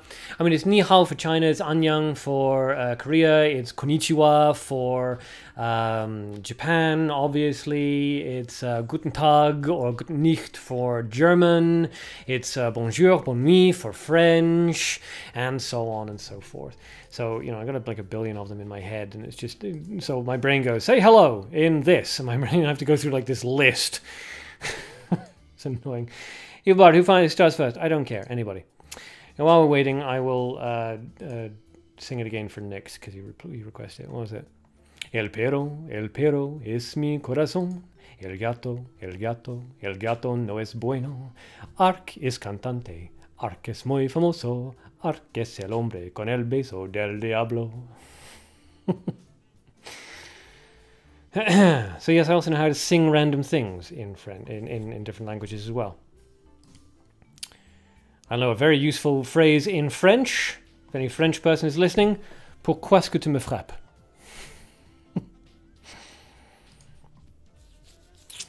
Alright, sci-fi movies, I'll take a look at yours in a second, but Evil Bart and Salsin are transitioning, so we're just about to spectate. So bonjour, bonsoir for French. Bonne nuit is good night. Yeah, bonsoir. Yeah. Bon matin and bonne nuit. The thing is, bonsoir is slightly more formal. When I was in France, in the evening, you know, it was always very relaxed. It was, oh, bonne nuit, bonne nuit. Also, a lot of it obviously used to do with dialect. In Provence, anyway, in the evening, most of the time in a relaxed setting, you'd say bonne nuit, but maybe it's different in Paris, I don't know. So, two aggressive openings there, Light Elf and an Elephant, another Elf on the left-hand side, so Evil Bart is running his double Piolet deck. El Muerto, Mist or Counterspell. Counterspell is generally more reliable, but Mist can be absolutely hilarious if they go to use a removal spell and it rebounds onto them. That's super funny. Which is the toughest Gumiho combo you faced? I have never been beaten by a Gumiho, so I don't know. Nixoka, que bien cantas. I think you're saying what lovely singing, so I'm going to say thank you. Gracias. Eric Daniel, love that song already. Gracias. A level 1 Undine comes out on South Scene side. Interesting. Bravo. Bravo. Bravo. Flamenco. Alright, so the Undine kills an elf. The elf and the elephant continue to slog away at one another. It is Evil Bart's turn. Goes for command hunting. That's going to actually drop his elf down to the point where the elf can't deal any damage. Not that it really matters anyway. So the elf goes down to the elephant. Both players have leveled up. That elephant's going to deal 2 damage. Evil Bart does have enough to bring out his gold piolet onto that elephant, so Salsin may want to play another creature just to put some pressure on after the piolet comes out. And he does. Out comes the Watcher of the Forest Genie, which is going to start dropping traps as soon as that gold piolet comes out onto the field. Leech, there can still be a toughest one, you know, but never mind. Well, the problem is, I just haven't found any of them to be tough. Because they keep transforming Gumiho too quickly. I think is the major problem. Everybody drops Gumiho and then immediately transforms her, and you should not do that. I don't know why people keep doing that. One of Gumiho's incredible abilities is that her standard form, her non-transformed form, does what the Shadow Vampire originally did before its nerf, and it just sucks life points out of everybody. It's a great ability. And then she has more HP than can be removed by literally any removal spell. She's really, really solid. At that point, she's not vulnerable to anything that her transform state isn't also vulnerable to. So you might as well leave her alone. And then at the very least, if she gets targeted by anything, she will transform. Whereas if she doesn't get targeted by anything, it doesn't matter. You can transform her on the following turn if you feel the need. But don't automatically transform Gumiho. It's not always a good idea. Sometimes it's a good idea, but it's not always a good idea. SWAT. Salsin is using a Gumiho deck. Could be. El Muerto. Hardest combo, Gates of Hell. Gates of Hell is always a pain in the ass to beat. Even if you're running L, Gates of Hell can be really annoying. Alright, so both players are just kind of chipping away at each other. I haven't really been commentating, and I absolutely should. So, yes, Virtue. Leek, you're using it wrong. I have no idea if Leek is using him wrong or her wrong or not. I don't think I've ever fought Leek using Agumi. I'm just saying, as a general rule. Ooh, that actually worked out really well for Evil Bart there. Dropped the Golden Bomb Squad in the center, and yeah, the Watcher just landed right there. He may have been going for a command hunting onto the Watcher, but now it's actually not particularly necessary. Next Shoka. Gold Piolet, yes, gold and nature Piolet. Out comes the Mukro Algesco, which is a nice play there by Sausin, and he levels up to 3, giving him a nice lead there from Evil Bart. Evil Bart, no real chance here to level up to 3 immediately, so he's got to go for this. Okay, so the Materio comes out. That's going to eliminate all of the traps plus the Watcher of the Forest Genie. That's what it is. I faced him in ranked, wasn't too happy with the results. It is, what is? Combo Gates of Hell? Yeah. Leek haven't really played in a while, just check chops for fun, also fine. Sausin casts a surprise attack, taking care of the Materio, and drops a defensive Crusader, actually, on the far left-hand side. So the Crusader needs to be dealt with, otherwise it's going to start generating just a lot. So out comes the Linker Elven Kier, down goes the Crusader, and that is going to be Evil Bart healing up a little bit off the Linker Elven Kier's ability. Sausin still in the lead for HP, both players even resources, although Sausin's are better balanced. Swat, a Gumiho deck. Gumiho Gates of Hell. No. I mean, Gates of Hell, anything's irritating.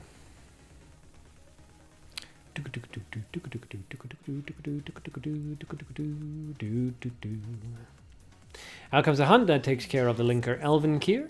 Problem with Linker Elven Kier, of course, is that it is vulnerable on its once it's been played to any removal spell. So the health you get back from it is nice, but unless it can stay out onto the field, you end up losing a lot of resources off that. Evil Bart goes for a charge on his first action.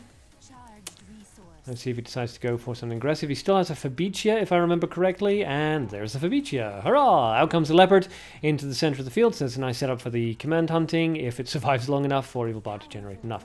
Out comes the Gumiho, so yes, prediction from whoever it was. The transformation onto the Fabicia. Now that's an occasion where it's a good idea to transform Choryung immediately, because you want to get that Fabicia off the damn field. It was, of course, still very expensive, so Evil Bart can remove that with a holy... not a holy missile. Can remove it with a surprise attack. Holy missile, maybe? I forget how much it does at level... No, it does 10 at level 3, doesn't it? So not quite. But it can be removed with a surprise attack without any difficulties. Unless it does a... Yeah, it has to charge it. So you throw something cheap at it, like a paralysis, and then you throw the surprise attack onto it. Evil Bart's turn. Swat, there's no Gate of Hell, they're not even running Dark Hello. I'm talking about what you were talking about. You said, it is, I faced him in rank, and I was saying, what, a Gumiho Gates of Hell combo, and you said, a Gumiho deck. And I said, Gumiho Gates of Hell deck. Yes. Gumiho hot. Down goes the Gumiho immediately. Both players running very low on resources here, but Evil Bart maintaining a battlefield control with the 2 leopards out onto the field. That's 14 damage going to come out onto Sausin, unless they can answer it. But with their resources 332, not very likely. Out comes a heal off the nature charge, which is nice for Sausin. No removals. Swat, I'm talking about Sausin's current deck. Yeah, I don't know why. Okay, I don't know. Crossed wires, I think. We kind of... Okay, so what you were saying is, when you said it is, you're saying that Sausin's deck is a Gumiho deck. Okay. You gotta remember there's like a minute's delay here. You can't just say it is, because it could be anything referenced in the last 60 seconds. So you were saying it is a Gumiho deck. Alright, which is fine, because by the time that had come up, we already knew that. Virtue, light command hunting. Oof. Yes, that's never fun. George, OMG, no, long time no see, Arcadean. I'm stopping by to say hello. Hello! Welcome, George. Nice to see you back. Leopards, lol. Alright, there goes the 2 damage, well, 2 leopards damaging straight into Sausin. He's got an aggressive elephant there, but it's not going to do him any good unless he can deal with those 2 leopards. Fatal damage on the field now, so he's got to remove at least 1. But ideally both. No real easy way of doing it, unfortunately, not with 4, 2, and 3. Eric, want to leave a deck code for later? No reason to leave it for later. This battle is going to finish up, I would suspect, fairly quickly. I would imagine Evil Bart's got some sort of removal spell ready to go for that Crusader. A revive, a discard into something, and then a removal. Would seem to be pretty much guaranteed. In which case, he's won immediately, and I'll take a look at your deck.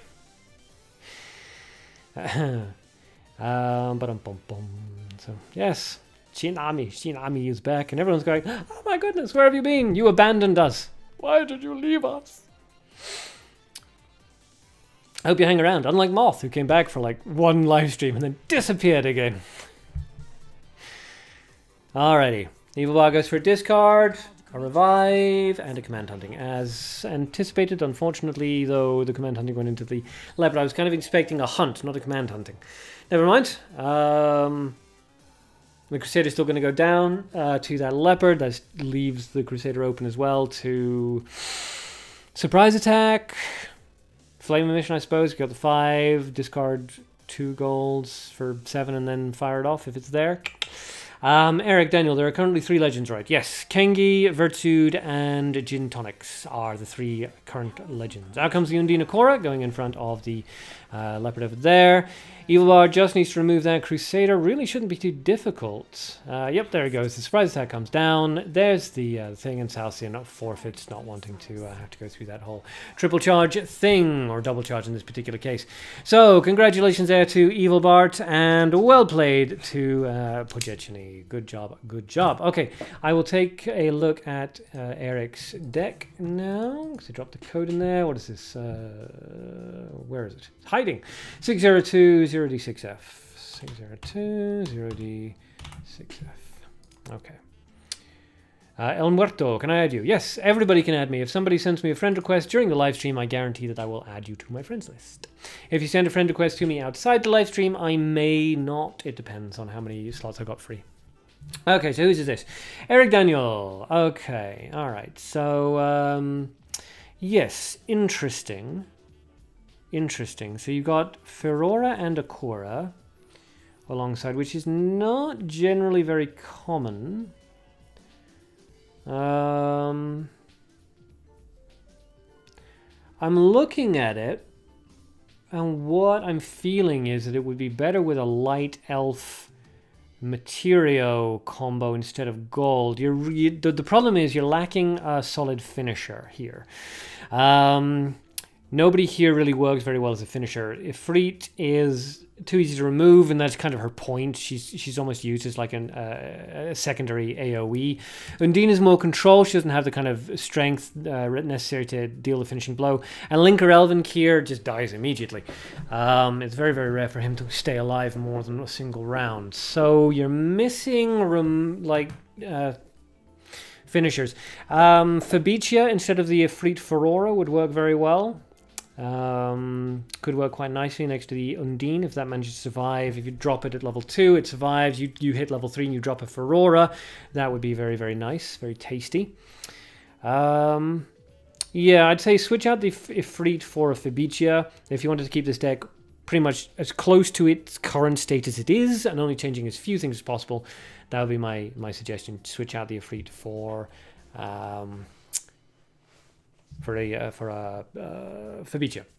And think about switching out the Forest Fire for a Flame Emission. You don't really want Forest Fire because on the off chance that Linker Elvenkier does survive, you want to keep him surviving. You don't want your AoE to be the one thing that guarantees that he's going to die.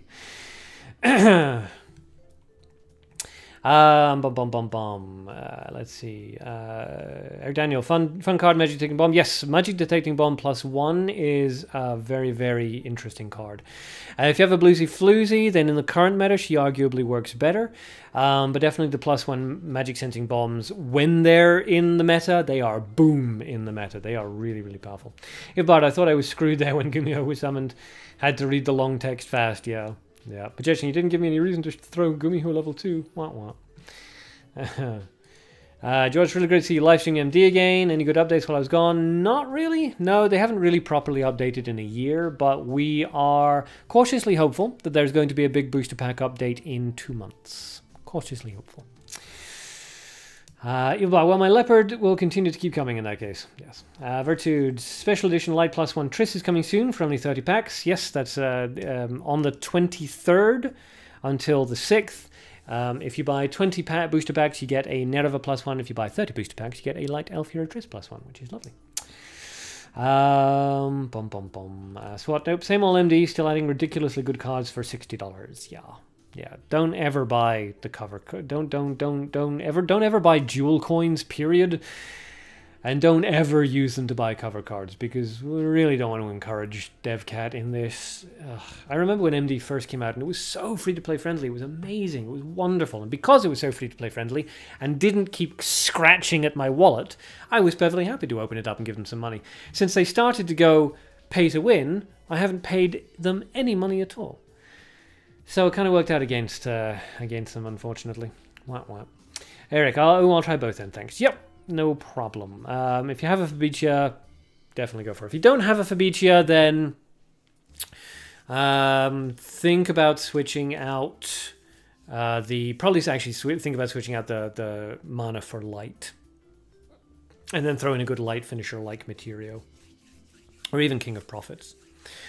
Nick Stalker, check your deck. I don't know why you're asking me to check your deck. You're already, I mean, it's not like you need any help. You're already a damned good player. Alright, Fabicia deck, I see. Oh, gold Piole, lovely jubbly. I like it. I especially like the gold Piole with the Princess Fabicia because it allows you to use gold as a removal spell without actually sacrificing your chance of summoning Fabicia. I like it. I think that's a good deck. You're using light and gold, so of course Golden Garden Cat's in there. The Black Spirit, which is, that's nice. Yeah, I like it. I think it's a good deck. Solid. Gabby, hi, where do your lovely video artwork come from? Literally a Google search for sexy anime wallpaper. George, yeah, sorry, I'm missing for almost a year. I definitely miss you guys. I see MD is still whale friendly. Yep, still very whale friendly. So, I mean, it's more than friendly with whales. They're dating at this point. I think they're going to get married. Sci-fi movies, got a deck code 601, so that's an older code, 6367. Don't know why these random things, weird emulator issue. Gold, Evil Bart, I'm sorry Arc, that's how I got my PLA. Well, obviously you must be punished. So whose is this? This is sci-fi movies. All right, mine that to me, fun. Okay, so you're using the court musician Gaiman with the court secretary Veronica. I was under the impression that only worked when you used a Hand of Salvation or Lisa's Crest with it. Deal damage equal to the opponent creature with the most. Yeah.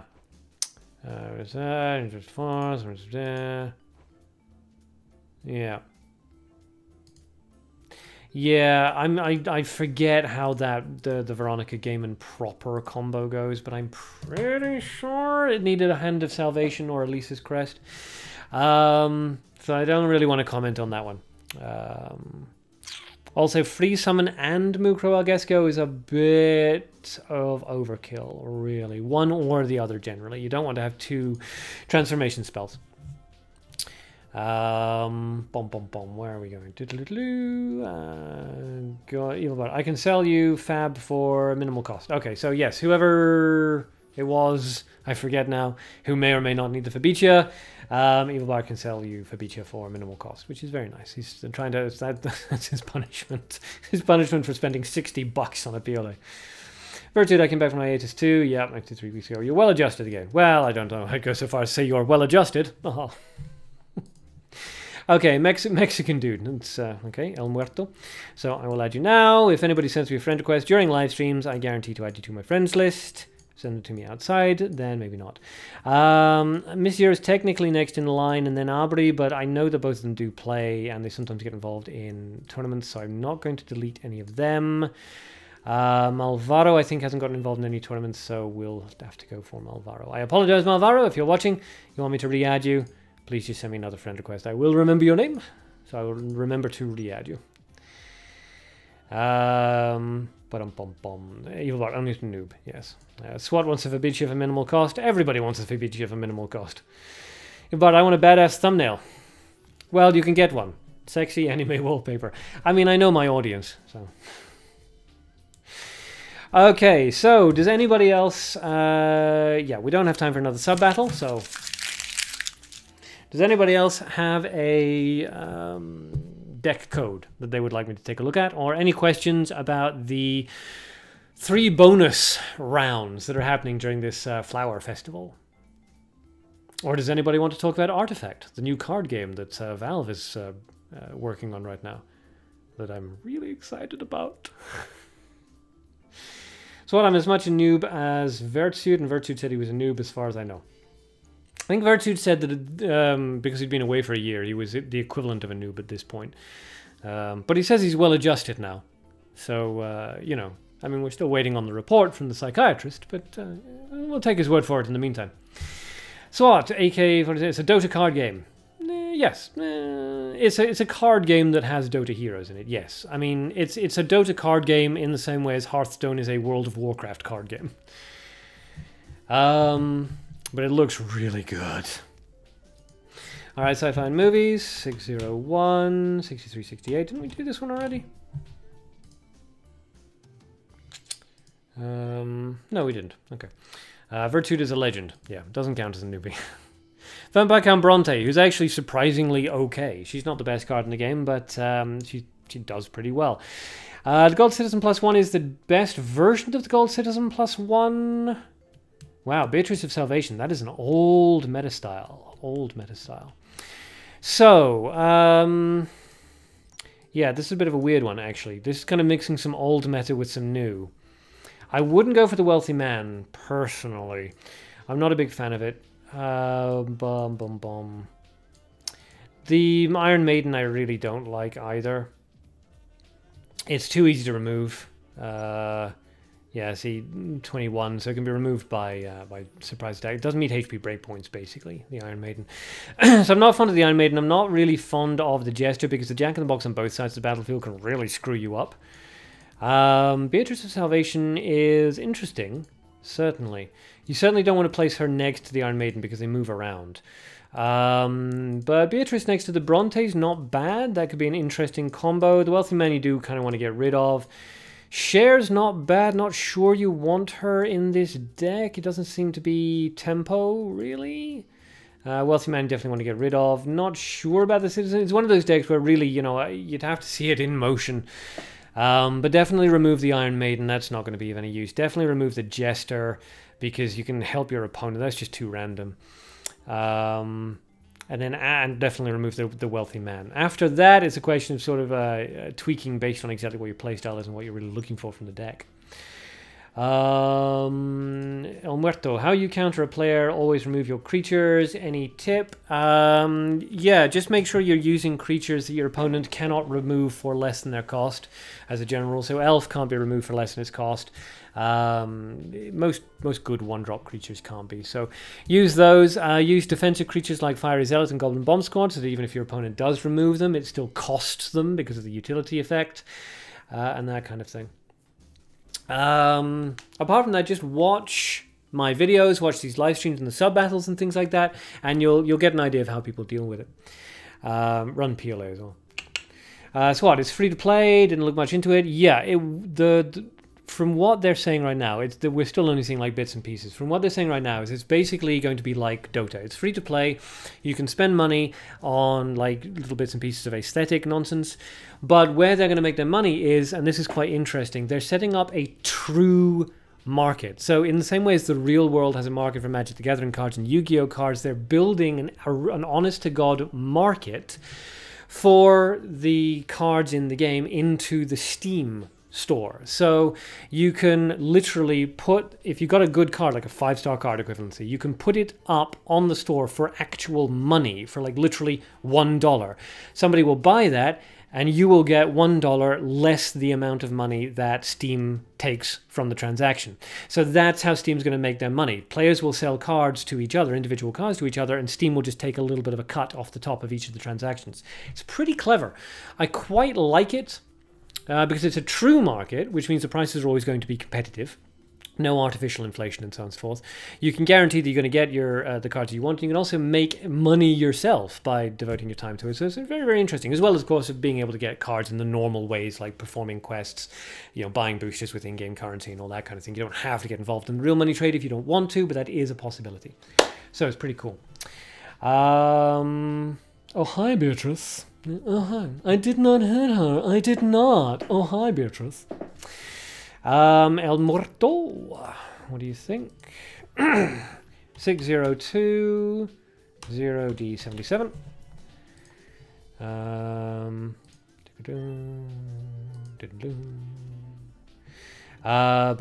Here we go. Okay, I'll take a look at that. Bart gives up. SWAT, I'm aware of the Steam market. Well, yeah, I mean, you'd have to be blind, deaf, and the intellect for brick not to be aware of it, but it's rare for games to actually make use of the Steam market. Team Fortress 2 does it, of course. Counter-Strike does it, but most games obviously don't. So it's very, very interesting to see an honest-to-God card market built right in there. So that's very cool. Why am I getting a low discount? It doesn't matter. It's usually for cosmetics. Cosmetic is not usually something that affects gameplay. Yep. Okay, so El Muerto. What do I think? The ultimate attack's not great. Lumberjack's not great. Albi Stone Golem's not brilliant in PvP, and the Citizen's not brilliant in PvP, and the Elf Archer's not brilliant. The Bullet of Illusion's not great either. You got a counterspell in there, but really nothing that you want to protect. And you got Mist in there, and again, not really anything you desperately want to protect. So yeah, the Elf is fine, the Crusader is fine, the Command Hunting is fine. Counterspell or Mist would be fine. Firewall could be fine. Most people run Icy Spear, but Firewall's okay. But yeah, you don't have any finishers. You're lacking removal spells. You're using 2 counter spells, which you don't really need. You're using some creatures that aren't great. So yeah, there's not really any sort of like easy fixes I can do. Literally, like 80% of that kind of needs to be removed and some different stuff brought in. Unfortunately, where are we? Sci-fi movies. 601, 6369. Okay, just disappeared, but I'm assuming it's still working. That's not right, though. 601, 6369. 601, 6369. Yeah, this is a Wukong deck. Why are you linking it, Sci-Fi? It's a bad one as well. Yeah, that's a bad deck. Kanji name I can't pronounce. I apologize. We'll take a look. 602 0D7A. Juinan. Okay. El Muerto, thanks dude, I just started a week ago, not many cards. Yeah, it's difficult to begin with. It really is. As a general rule, don't ever use archers, like ever, because in Mabinogi Duel they suck. In Duel of Summoners they're great, but in Mabinogi Duel they suck. Okay, so this is a decent base, but there's no finisher. So switch Kiss of Succubus for a Magician Masked Field, switch Hyena for an Elf, and then you're okay. Then that's fine. It's not going to be meta dominant, but yeah, that won't give you any problems at that point. Kiss of Succubus to Magician Masked Field, Hyena to Elf, and maybe Skeleton for Suspicious Peddler. If you're having trouble with removal spells onto your skeletons, then switch him out for Suspicious Peddler. But otherwise, solid. Solid enough. What's this now? I get from Mexican Dude. Thank you, Mexican Dude. I appreciate it. That's going to go towards my Light Elf Hero Triss Fund. Only what? 400 gems to go. Yep, 400 gems to go.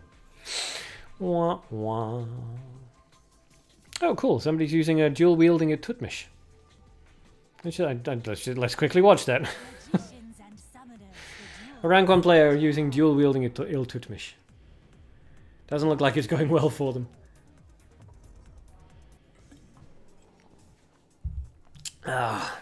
Yeah, it's not going well for them. And it looks like they didn't even get to play their Iltutmish. How sad.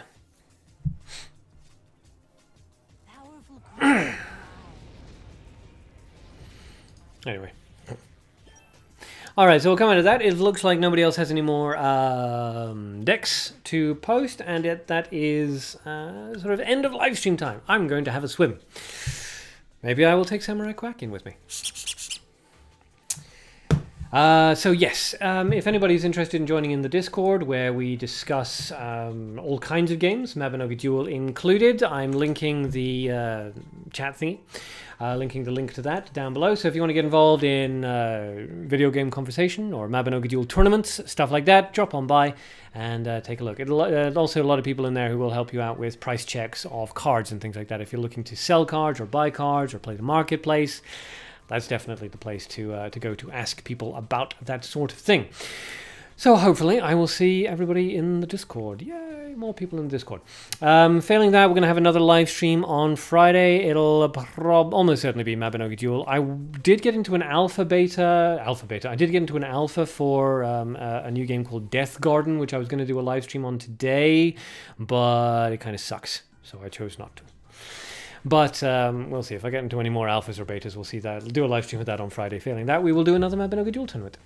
George, back to work. Finished watching stream tonight. Well, we're basically finished anyway. So hopefully I'll see everybody in Discord, like right now. For those of you I don't, hopefully I will see you on Friday's live stream. Same time as ever. So until next time, everybody, as always, be good. And if you can't be good, be careful.